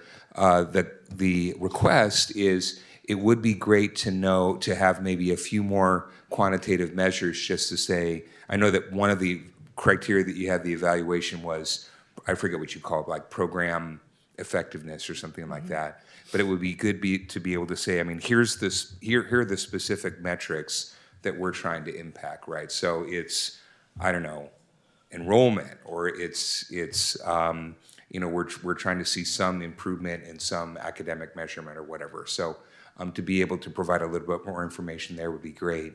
And then the question is, I know in the last meeting, one of the things that was talked about was that we were potentially going to have Think Together get involved in doing some after-school, basically intervention, and potentially we're going to get them involved in iReady, and that just concerns me a little bit, given that these people are not certificated, and do they have the qualifications? And I know that if I were a teacher, I might be concerned if I had students, some of my students doing separate things outside of class that I wasn't really fully aware of or coordinated with. And so just curious how you're proposing that would work.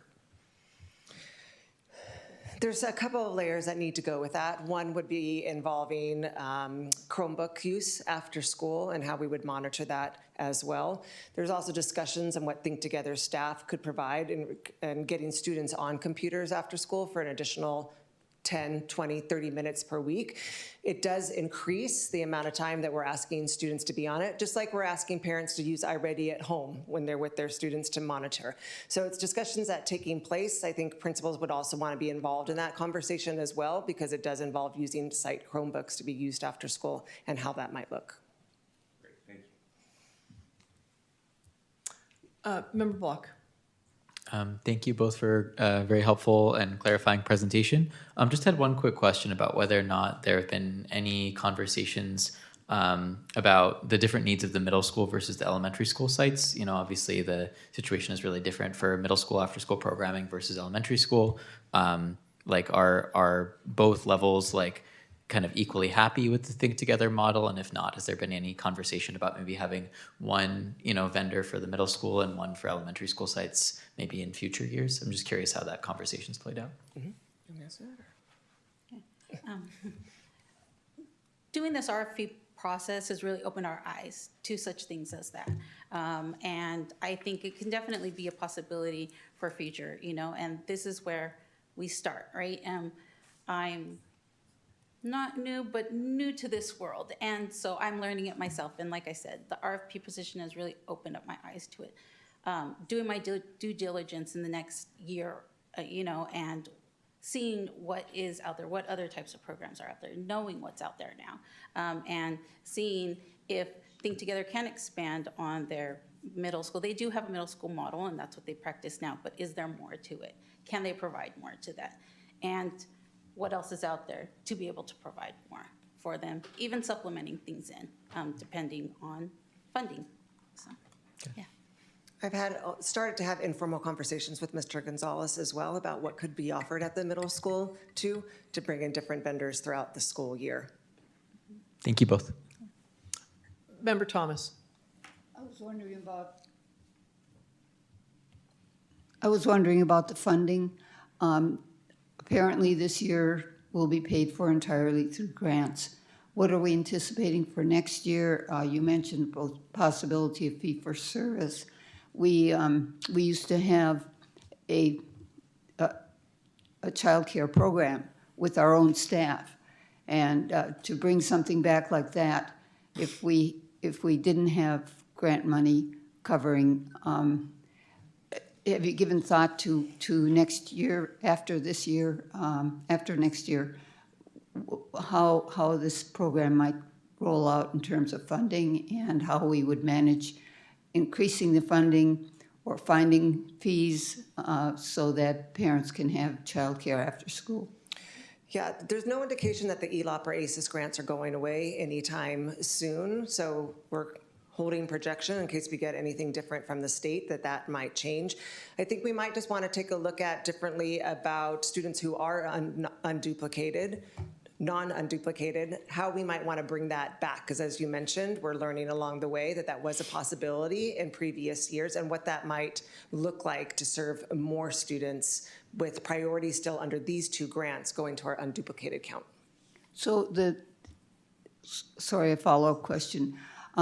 The availability to all students is not there? You mean it's only for unduplicated students this year? It is, the priority is for unduplicated students. We do have some non-unduplicated students also at the sites after school currently. That are receiving services. They are receiving services right now. And we try to, well, what had happened was once we exhaust the unduplicated list, whoever else is waiting for care can get care as well at no cost because it is falling under the grant right now. But the priority is the unduplicated students. But there are maybe like some that are on a waiting list, and maybe there's at one site there's 10, maybe at another site there's 5. To be able to get them off of a waiting list, then that's where a fee-based model would come in. And so I think we are definitely open to looking at a fee-based model for those who are not on the unduplicated list, and so that we can serve everybody in our community. So you're anticipating next year, starting in September, that there may be a waiting list and those parents would not have an option for childcare after school at our school site. They would have to find another way for childcare. Yes. And that's currently the model, and it's been the model since childcare has been was taken away a few years back.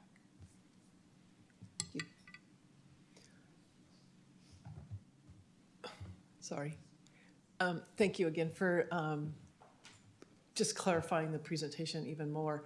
I'm also interested in what could we do in terms of, you know, if the program that we're getting through Think Together at this point for this price satisfies 100, let's just say 350 kids across the district, and we don't have, and that leaves us with some space for those kids that could possibly fit into those spaces. Can we look at even creating a small fee-based chart for even for next year that would that could work with what we're bringing in, or do we need to wait and bring that in as an option for 26, 27? I'm just thinking about, you know, say we have 325 UPP kiddos, we've got 350 spots, those 25 that are for kids, you know, that kids would be coming that could afford to pay even just a small fee, even if it's, you know, $3 to $5 an hour. So, you know, just something that just gets into that, kind of introducing that situation of we also could provide fee-based and starting really reasonable so that, you know, it is of interest. I think we would need to do due diligence to the community and start to get, since we're so late in the school year, start to think about maybe possibly just doing a survey to see if that's even an option, or waiting a little bit longer with the task force to really dig deeply and do some town hall work with that. Great, thank you. It's very fair. Appreciate it. All right, any other questions? Yes. Thank you. Really appreciate it, Ms. Ophelia, and also Ms. Allard for the presentation, really clear. One question I had in regards to the unduplicated, the waitlisted, I've noticed in the past we were a little bit stricter with the program, that at the beginning you would have the children that are really there to take advantage of the program, right? However, I think it was also being that there was individuals taking advantage of just holding the spot until the parent could go ahead and pick them up. We should, if we're gonna go ahead and consider and have a program, it's for the needs and to meet the needs of the children and to make sure that they're there from the time that they start to the end. We want to really give them the full capacity of the education that we're offering and the expanded learning. And that's one of the things that we have to be a little more stricter with our parents and educate them a little bit more, because it's really something that we have that we cannot throw away, because there's other children who are on the waiting list that we want to make sure that they're really in the program for those specific needs. Another thing is that we did mention the professional development for our staff, our young staff. The opportunity is great, but we also have to make sure that we know what they're training, what training are they receiving, social emotional, is something that we go ahead and help. Because the children, that's what they need, especially on a longer day. It's a really long day for the children, and we have to learn how to cope with children's needs, especially when it gets to that point. So I really appreciate it. Thank you. Okay. Thank you so much. I really appreciate your time. Say a couple of things. I just want to thank our staff and our team for working so diligently and trying to really try to bring a great program back to our students and families. We know this is important to our students and families. They worked super hard to make sure that everything was really trying to work within balance. I know we had huge concerns earlier in the year when we realized how much money was being spent on snacks, and not that we didn't want to feed the children. We most certainly wanted to make sure they had good quality snacks, healthy snacks. But we realized that there were ways that we could do it better, right? And I think that was our first dive, really looking at what can we do to really make this program better and stronger than what it is. And then to start having the conversations at that time with, you know, Think Together, the vendor, which is turning out to be the likely vendor that we're going to be going with here. And then how do we look at program evaluations? How do we start having the conversations and those crucial evaluations of how effective the actual program is for our students and supporting them. And is it the right model also for the middle school? So I'm really excited about where this is going. I really just want to thank our staff for your time and dedication and for doing a deeper dive and learning a lot more about the grant and making sure that we were able to bring a quality program for our kids. Thank you.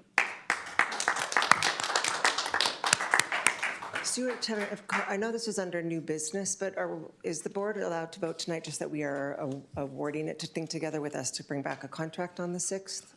No, they would need to see the contract, and so we pulled it off the agenda. It's actually sitting on the 6th agenda for us to be able to move forward at that time, as you didn't have the contract done at that point. Yep. When we put it on the agenda, so it will be coming back to the board on the 6th. Okay, thank you for the clarification. Thank you. All right. Moving on to 12.2, 25-26 CSEA classified work calendars. I will have Dr. Walker present this item. Yes, thank you very much. Can you guys hear me? No. All right, so in collaboration with the CSEA, we have agreed upon the 10.5, 10, 11, and 12-month calendars for the 25-26 school year. And attached is the calendars that we negotiated. If there's any questions, let me know. Okay. Any questions? All right, I'll call for a vote on this. May I have a motion, please? I move approval. Thank you. And a second? I'll second. Okay, thank you. Please vote.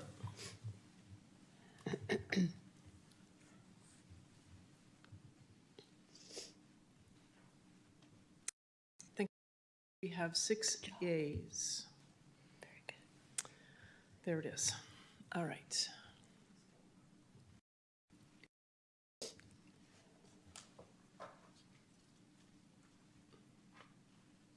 All right. Consent agenda for personnel items. We have the personnel report. Are there any questions? Anyone want to pull this for any reason? All right, may I have a motion for the personnel report approval? I motion for the personnel approval. Thank you. A second? I'll second. Thank you. And we can start to vote.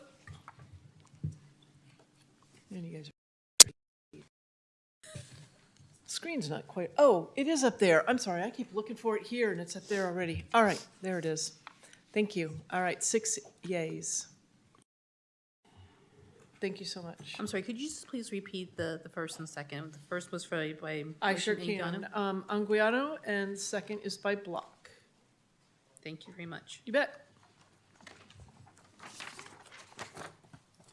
All right, moving on to the consent agenda. I have some public comments for the consent agenda.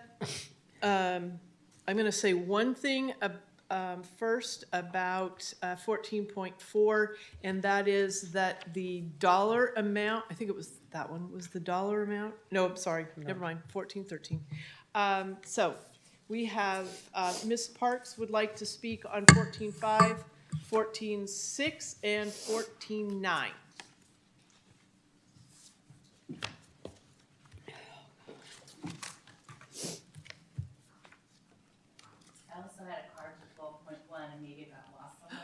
No, I'm sorry. That's okay, I'll just wait till the contract comes back.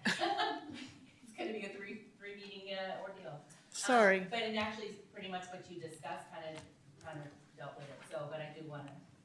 Okay, I'm so sorry. That's okay, it's something, some kind of floating around here somewhere. It got stuck at the bottom of my piles. Okay, so 14.5, the Uniform Complaint Investigation Contract. I'm not sure why this is on the agenda. You approved it at the last meeting. This is the contract that I brought up at the last meeting that didn't have the not to exceed $15,000, and you all voted to approve it. Well, you weren't, but it passed, and with the amendment that would be included in the contract, the not to exceed $15,000. Now, on this agenda item, they changed the top part where it said previously 5,000.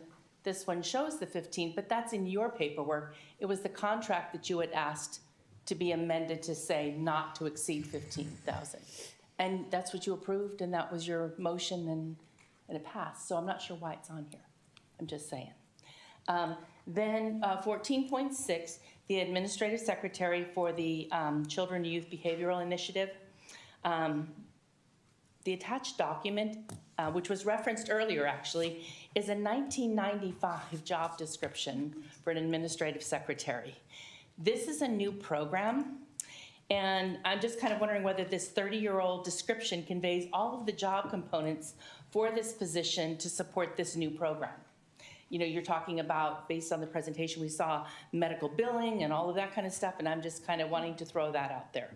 I'm just kind of wondering about, has the new job description responsibilities been negotiated? You know, the board just laid off, well, actually this was kind of referenced, the administrative secretary. Now, how does that work that you were laid off one and now you've opened up a brand new position for an administrative secretary? What is the start date of this position? Because that's not mentioned here, when you are anticipating that to start. The funding source on there says it's the general fund and it says program funds. However, in the background, it says it's anticipating that the funding received will offset the cost of the position.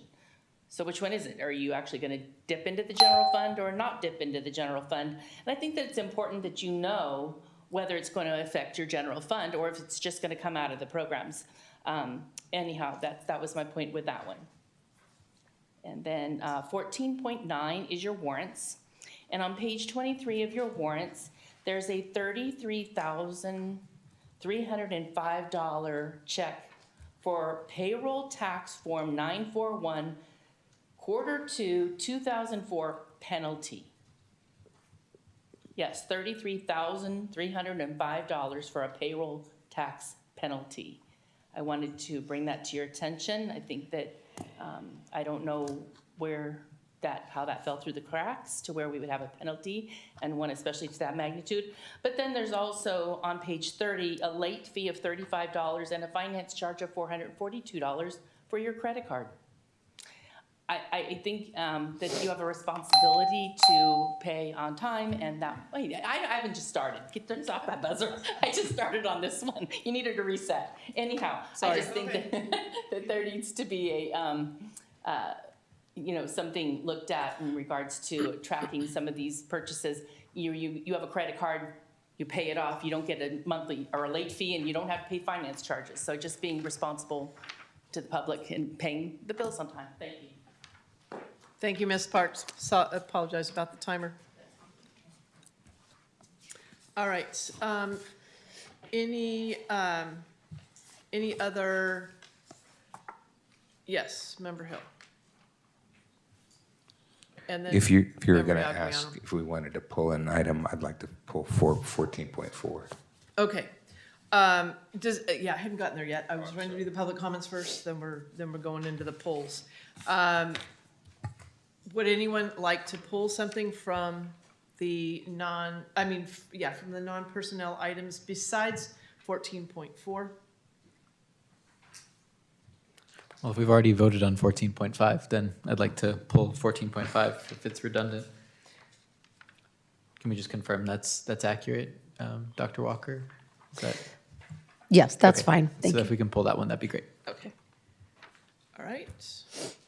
And any others? I would like to pull 14.2. Okay. All right. So we have 0.2, 0.4, and 0.5. Thank you. Can I actually add 14.6 just to ask a question about it? Sure. Thank you. And 0.6. Okay. So could I have a motion to approve 14.7 through 14. Actually, I take that back. Hold off.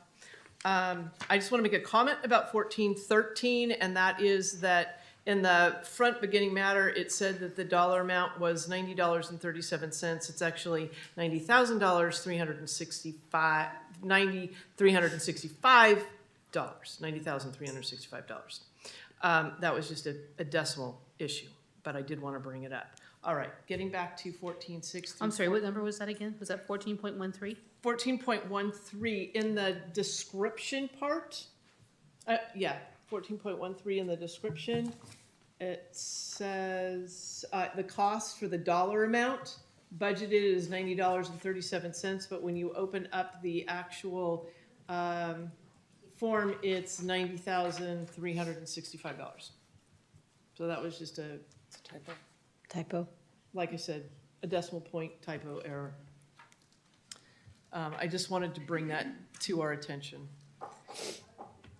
So now I'm going back for asking for a motion for 14.6 through 14.17. May I have a motion? Can we start with 14.7? I had a question on 14.6. Sure, 14.7 through 14.17. Motion? I move to approve. Okay. I'll thank second. you. Thank you very much, and we'll take a vote on 14.7 through 14.17. There we go. Thank you. Okay, pass with a 6-point vote for yes. All right, let's go back to 14.2. And high school graduation requirements, I believe that was Member Thomas. Yes, when I looked at it, I would have brought my laptop so I could look at it and refresh my memory, but I'm wanting to know if this policy retains our, well, that's all right. Does this policy retain our A through G default curriculum? Yes. It does. Okay, that was my main concern. That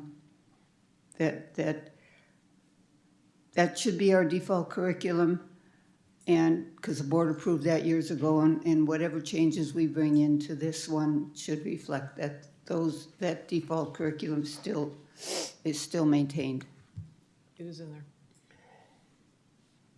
So let me just ask a clarifying question. I want to make sure I understand. So when you're saying a default curriculum, are you asking if this is the goal for every student that's in the school?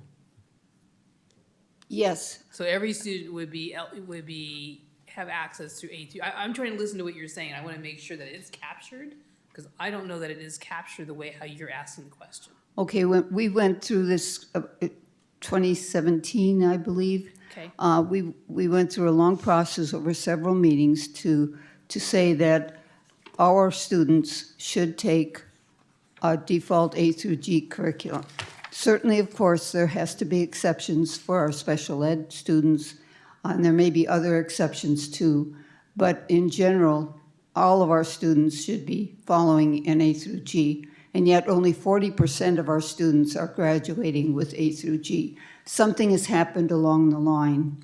We are not communicating to our students that there's an expectation. If 53 kids are taking this year or last year we're taking French 1 and now you only have 40, what happened to those? Because a default curriculum means that every student, A through G, has to take 2 years of a language. We do not having all of our students, and yet we have added a lot of extra AP classes that are electives, like human geography, even computer science.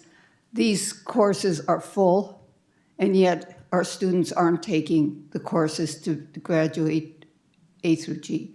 So I really think that in addition to maintaining that, that we emphasize that with its turnover of staff or the fact that the high school has new administrators, that maybe there's not a recognition that That is what our students should be doing, taking A through G. So the college career indicator that you're referencing, that all students should be ready with an A through G curriculum, and that having been a discussion back in 2017. I understand where you're going to with it. The coursework is listed in here. It doesn't all say that it's going to be A through G. It does talk about for the UC system, but I think what we want to make sure that we do is that we develop a, when we're scheduling students, starting as they come in as incoming freshmen, like we want to make sure that we capture, like on a chart, like all the things that they need to take, right? That these things have got to happen to be A through G, because I think what you're trying to say is you want to make sure that every kid is ready for college. That's really what you want to make sure they're prepared for. If they choose to do something else, that's fine. That's fine. Right? But you want to make sure that we're not taking away an opportunity from anybody, I think is what I'm hearing you say. And that we're making sure that the rigor has been listed in there and that the students don't miss a step where they wouldn't then be eligible for the UC. Yeah. We want to make sure that students cannot sign up for courses that are not A through G if they haven't, Mastered the other pieces. if they that's are not required. on track to meet the A through G by the time they graduate. So you've got to have a balance, right? I mean, the bottom line is you do have to have some balance because, you know, kids will have some interests, right? So you have to kind of have that elective balance that goes along with it as well. Yeah, and I believe there are which- quite a few elective opportunities. And there are, but I think we also want to make sure that the electives also meet the A through G standard, which can also be done. You can bring the rigor up through electives as well. That may take some time for us to be able to really go back and go work with some of the coursework that might need to be done to be able to work with the teaching staff if it's not already there. I don't know the answer, I'll have to find out. But I don't know that in your, although you talk about A through G being an element in here for high school graduation, I don't see where you talk about that being the goal for every student to leave A through G ready. It's called the default unless there's an exception. I understand what you're calling it. I mean, I understood exactly what it was, but I don't know that that's all specifically listed in here, other than it does talk about the standards underneath 51225.3 of the Ed Code, which actually identifies the UC requirements for eligibility and making sure that those pieces are in there. Hang on a minute. Can I respond to kind of what I think is happening here? In the whole document, if we're looking at pages, what we did was I highlighted on pages 16 and 17 the current A to G requirements that NUSD requires and matches the UC CSU A to G requirements. That is highlighted. If you compare that to what CSBA recommends, CSBA is more lenient than we are. And so we would be taking our recommendation for the A to Gs over CSBA is how this is actually written. If that makes sense. If not, we can bring it back and Nancy and I can do some further cleanup to it and bring it back. For example, one of the items said 3 years of English, but it's 4 years. Yeah, and that's That's in here. It's got the That's in English here. 4 course, yeah, for the comprehensive and But continuation. early on, it said 3. I know, but if you, at the very top, I'll find the statement. At the very top on page 1, about 2/3 of the way through, review current NUSD graduation requirements at the bottom of this document. Inserted text shows UC CSU A to G requirements as a reference. NUSD is more rigorous, and it's all down there. Yeah, sorry, Member Hill. So I have a recommendation, and this might align with what Member Thomas is talking about and you, President Jones, are talking about. And it certainly applies to the item that I wanted to pull, 14.4. And I don't know who pulled 14.3, but it might apply to that one too. What I'm wondering is it seems that all three of those topics are very strategic and important topics that align with our board goal of academic outcomes, and that maybe we ought to hold off in updating these And maybe we use this as an opportunity during our summer strategic goal setting to actually take a deeper dive and maybe address those in there, and that provides guidance and clarity and board unanimity around what the direction should be. So that's my thought.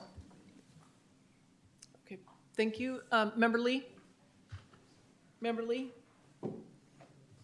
Member Lee, do you have a question? I just wanted to make a comment that at least in my experience, it's really heavily emphasized at the high school to meet all our A through G requirements. And you were mentioning about electives earlier. For the electives, you mentioned human geography. I took AP Human Geography my freshman year, and I think that gave me the edge that I needed to be able to apply to my UCs and CSUs and be like considered to be able to compete with other students, for my classes. So that was just a comment that I wanted to make. Thank you. If I would comment, this is on page 16. If you look at, to complete the 15 A through G courses, there's a couple of them that you recommend something, but you're not requiring it.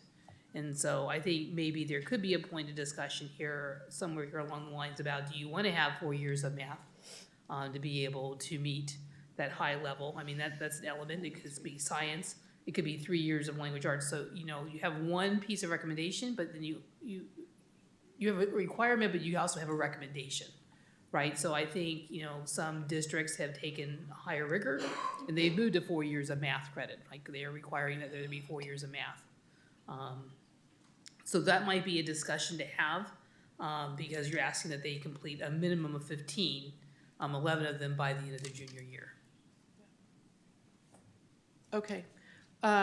So I'm going to say that we're going to pull this and not vote on it tonight. Okay. Hang on a second. I think they just want to be able to talk about it a little bit more. So What's I think that? talking about the board policy, does this, so I guess what I want to make sure is that we're not impacting our current class. Like if we go off and pull this and delay it, like it's. No, it would, no. We would be because sticking with our current policy. Our current, yeah, the I just current wanna be clear, policy okay. stands until we approve. And then if you're looking at this, you would really be looking at this then for the 25, Correct. 26 school year. Correct. Okay. Yeah. I just want to get clarity there. Yeah. I also, could I make a note? I wanted to make a note, if we end up requiring 4 years of math, there are students, right, the upcoming class right now who have taken accelerated classes, and right now they've taken all the math classes required by their junior year, and if we don't have a calculus BC class, then they won't be able to fulfill that fourth, if we require 4 classes of math. Yeah, so I just wanted to make sure you guys also knew that. Yeah. So thank you. calculus isn't the only 4-year requirement. There could be, you know, consumer math. You could have all kinds of things that could be another math course that could be a mandatory course that goes in there that meets the A through G. It doesn't have to be calculus necessarily. Mm-hmm. So you'd want to look at those things and maybe put those in there as being a package. Yeah.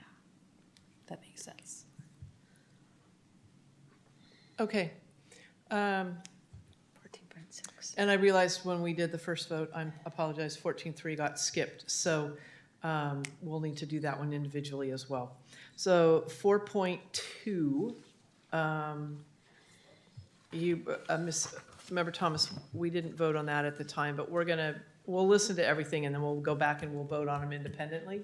Or Well, can we I vote on thought them? we were going to hold that 14.2 forward. Oh, that's right, that's what I apologize, that's what we're looking at. Okay, Yeah. yes, we are, okay. To confirm, are we pulling 14.4? We're pulling Yeah. 14.2, 14.4. I would pull 14.3 too. So 2, 3. Okay, Because it all connects together, 2, right? 3, and 4. yeah, okay. So we are pulling 14.2 through 14.6. We're pulling all of those. Oh, did you have any questions about 14.6 that you wanted to ask? Yes. I'm happy to Member Block, answer. we may be able to, actually, we can vote on that one, I'm sorry. We are definitely pulling 14.2 through point 5. We are going to, Member Block, you had a question about 14.6.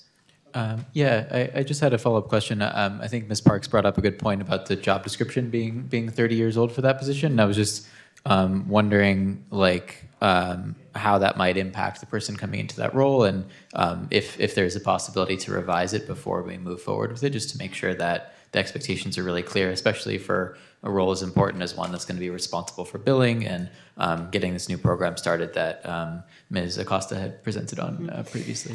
So the job description for this role fall right into line with exactly what the job description is for the admin secretary.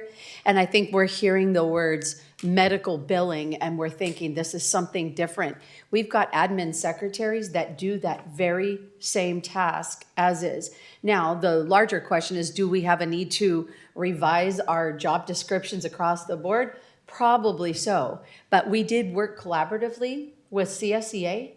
We read through the job description clearly, and we did have agreement and support from CSEA that the duties, that the person who would be taking this position would fall right into line with the job description that is there in place. Got it. Thank you. And the reason why the general fund is being implicated as a budget source is because the reimbursements come later, right? Right. Okay. As we discussed last board meeting, and Superintendent Bakar and also Ashley, we explained that it would take a cycle or so to get through some of the funding there. And I did want to speak on another area that Ms. Parks brought up, which was around the layoffs. And we are fully aware of the impact it has on our CSEA members. And this position we're looking to fill with our own folks that are, going through this process. This is a way of also bringing in our impacted members of CSEA. Great, thank you. Board Member Anguiano? Yes, sorry. No worries. Is there a way that we go ahead and document that it's been revised and just have the date there? Because there was in accordance, I mean, we spoke about it, right? So it has not been revised yet, Board Member Anguiano. It's been for this. agreed upon. Go ahead. I was going to say, it sounds like it was agreed upon, but not revised.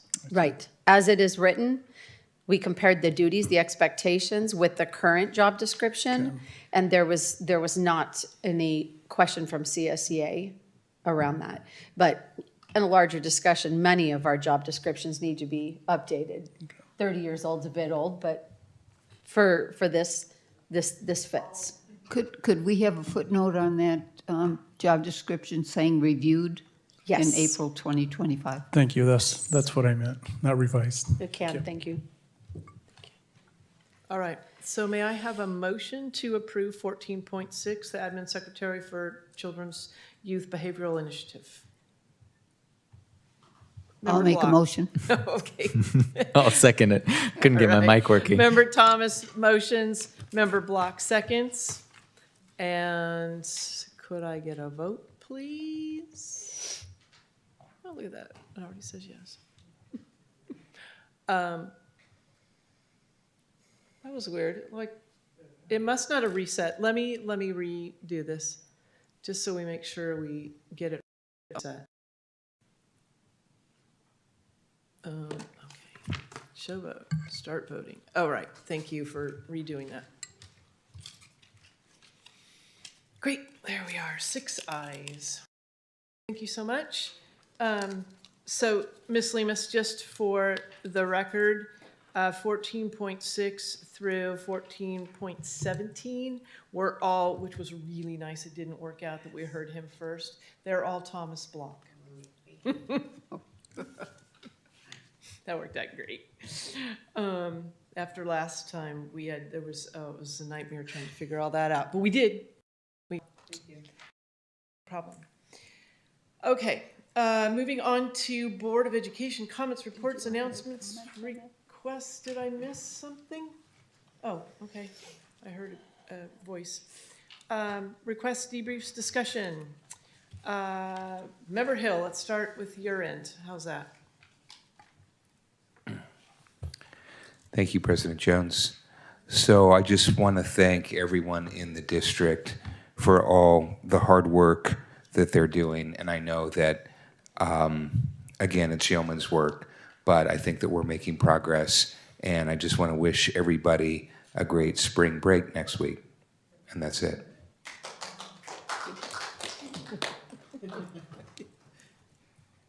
Member Thomas? I also would like to thank staff for all the hard work on the presentations this evening. And of course, one of them that was near and dear to my heart was the stipend report, and I appreciate all the work that went into that. Thank you. Member Block? Not much to say. Just want to thank everyone, staff, students, families, for all of their contributions to a successful final 2 months of the school year. Enjoy the spring break, everyone. Thank you. All right, great. Member Aguiaro? Yes, just really appreciate the invitations to all the events, the community events. Really just, it's really touching when you're a part of these events because you really get to talk to individuals. First of all, I just wanted to say to the open houses, I mean, really successful. We had a lot of families. To the ones that I attended, Kennedy, BGI, it was really nice to meet the folks there, to get to know who are our families, our students, and really what they're the wonderful things that they're doing, right? So that there, kudos to the teachers, the staff, the admins, the assistant principals as well. So really appreciate that. Special thanks to Assistant Superintendent Ms. Allard, also Ms. Han Fong, for really inviting me to the reclassification of our students, the English learner, the English language learners. Well, I got to just really share a piece of how I was impacted as well. And that for me hit home, right? So congratulations to the families that were there, all the 111 students, or 115, I believe. But really the admins that were there present, assistant principals that were there to recognize these children, because it is a milestone. And we want to make sure that we continue to praise the families, praise the teachers, the staff for what they're doing, and also the students, because they had a huge smile on their face, and they're just wonderful to be a part of that. So thank you. Over the weekend, the MECHA, the Bridgepoint, I was able to attend their fundraiser, and Ms. Cherry Garcia and also the staff there did a great job in involving culture, families, great food, good music, amazing artwork with the vehicles as well that were presented there. So the students themselves, it was really nice to see what they're doing, because it's something bigger than them, and they're taking pride, and we have to be present to see what they're doing and just talk to the children, because they really want others to know what's happening in their lives, but also in their community. So last but not least, I was able to attend the Newark Educational Foundation spring event, and I know that Mentor Thomas, board member Thomas was there. Other councilmen, Mayor Hannon was there, and it was really nice to be present. The middle school band is amazing. If you haven't been to one of their performances, it's great. The exhibitions that they had, the artwork was phenomenal, and also I made a note of it because it's the energetic taiko drummers. It was just breathtaking. So when you have a minute to take a Sunday off and really attend these events, it makes a difference. And you share that with the community. You share their pride, their culture, and you share Newark. So thank you very much. Thank you. Sorry, that was long. That's okay, I'm gonna be longer. So I have a statement that I have thought about reading for the last, I don't know, 3 meetings or so, and tonight I decided it was time to read it. President Jones? Yes. Let me take Joy. Oh, I'm sorry. You missed me. Yes, my dear, I missed you. Go ahead. Yeah. So first of all, I wanted to say happy spring break is almost here, only a week away. Students are looking forward to it. I know for a fact staff, you guys are looking forward to it. I hope you guys all, every single one of you guys enjoy your spring break. Next, I also wanted to say that May 6th, the next board meeting will be my last board meeting, unfortunately, because I have stuff to attend to on the May 23rd meeting. And I wanted to say, I'll have more stuff to say on the May 6th meeting, but it's just been an incredible journey working alongside every single one of you guys, seeing Newark for what it truly is, and seeing our board grow and our community grow, and just having the chance to be a part of this amazing community. And I was actually able to meet with the superintendent and my successor, Jasleen, the next student board member, this past Monday, was it? Monday. And we were just able to have a discussion about the upcoming bond and some exciting ideas that we have for the upcoming year. And I'm just really looking forward to what's to come for this board, what's to come for our Newark School District. And I think that was everything that I wanted to say. I'm trying to see if there's any other stuff left, but yeah, that's everything. Last one. Next week, Jasleen will be coming and sitting up here with me, so she can get adjusted to all the new things that she'll have to learn. And I hope you guys will be open to her as much as you guys were open and acceptant to me. And that's everything. Thank you so much. Thank you. Sorry, I missed you. Okay. As I look back at the past year, I'm amazed at all that we have accomplished, hiring teachers to fill our classrooms, administrators for each site, assistant sup of ed services, director of MOT, administrative assistants and other support staff, including paraprofessionals for our classrooms, in addition to other key managers and director positions throughout the district office. In some cases, these hires have allowed the district to reduce the number of contracted employees we have relied on, ultimately saving the district money. Staff has spent hundreds of hours reviewing, updating, and uncovering ways to improve our financial situation. We have made difficult cuts to the budget through eliminating vacant positions, restructuring departments, and evaluating procedures to increase our efficiency and effectiveness.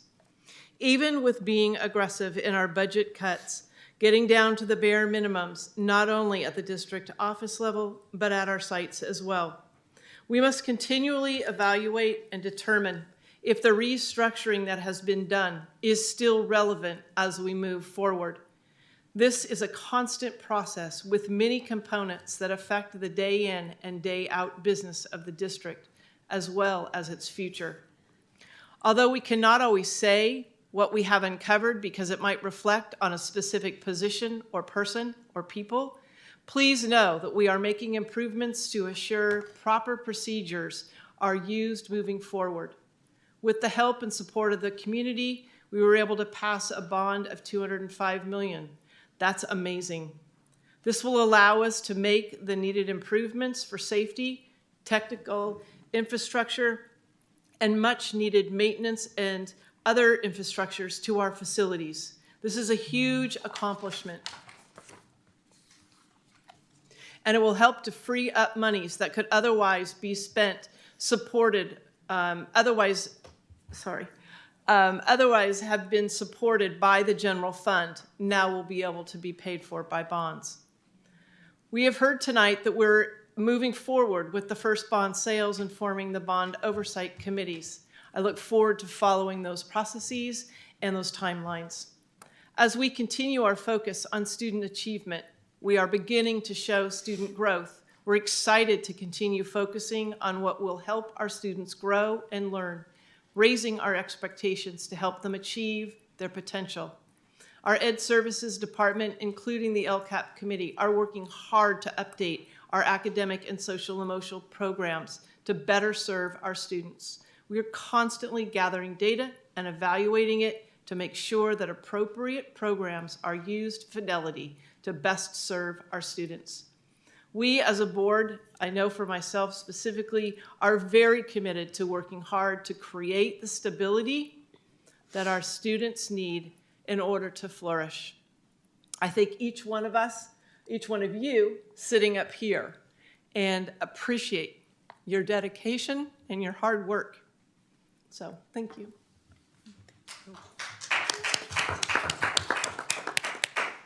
All right, and with that, Superintendent comments? I'm right there. I knew that. I'm like, that's why I was going back there. I'm like, superintendent comments are next. Yes, sir. Before we do that, can I make a motion to extend the meeting? Because we still have an item, right, that didn't get covered in closed session? What, we're supposed to close, yes, we do need to extend the meeting to right. 10:30. I don't think it'll take that long, but. Okay, so when do you want, what would you like me to make the motion for? 11. Okay, let's make a motion for 10:45, or do we need to make it for 11? Can we? I move to 10:45. Okay, I know that we can get out of here in 15 minutes if we have to. Okay, all right. Member Hill makes a motion to extend the meeting until 10:45. Do I have a second? I second. Member Lee seconds. Okay, thank you so much. I'm going to go back and put that in my notes. All right, superintendent comments. Thank you. Just a couple of things. We have started the process for the RFP for the 7-Eleven committee. We do have applications that have come forward that need to be reviewed. And I wanted to ask to see if this would be a good time for us to activate our subcommittee of the board to be able to do a review of the 7-Eleven committee's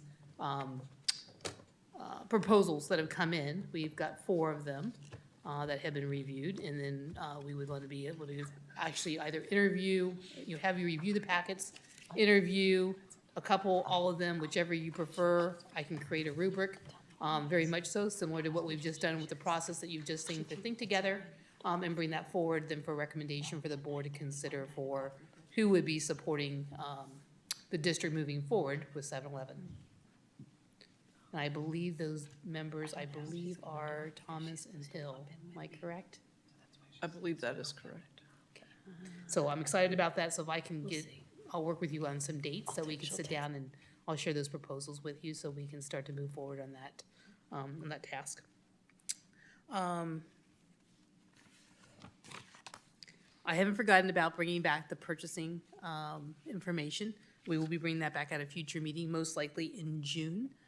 If I can squeeze it in on the May 20th board meeting, I'll squeeze it in there, but I can tell you you've got some pretty hefty agendas coming up. We also have WAS that's happening at Newark Memorial High School. That starts the week after spring break, and the visiting team will be arriving on Sunday. There's been a calendar and agenda that's been sent to all of you so that you know the activities that are occurring, and we hope that you'll be able to join for some of the activities.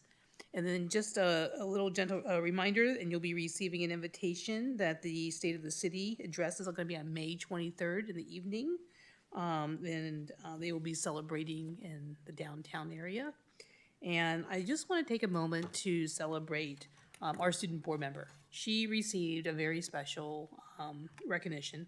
It is from Assembly Legislature Alex Lee with our Assembly for the 24th District.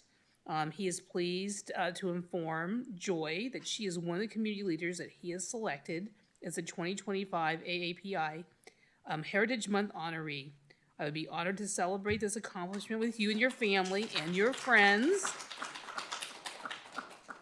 And that date is going to be on Saturday, May 17th from 3:30 to 4:30. And so we're super excited and very honored to have our student trustee being recognized by our state assembly. So congratulations, Joy.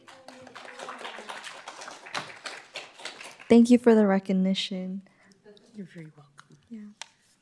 Yeah. So I just wanted to share that because that was a little bit of good news. And, I know Councilmember Jorgens was here, and I wanted to make sure that we had a chance to share that information. So very happy for you. And that concludes my comments. Thank you. Thank you. All right, before we adjourn the meeting, we do need to go back into closed session to finish the topics we did not have a chance, the items we did not have a chance to complete. So we will be heading back into closed session at this time. Thank you. All right, Joy, see you later.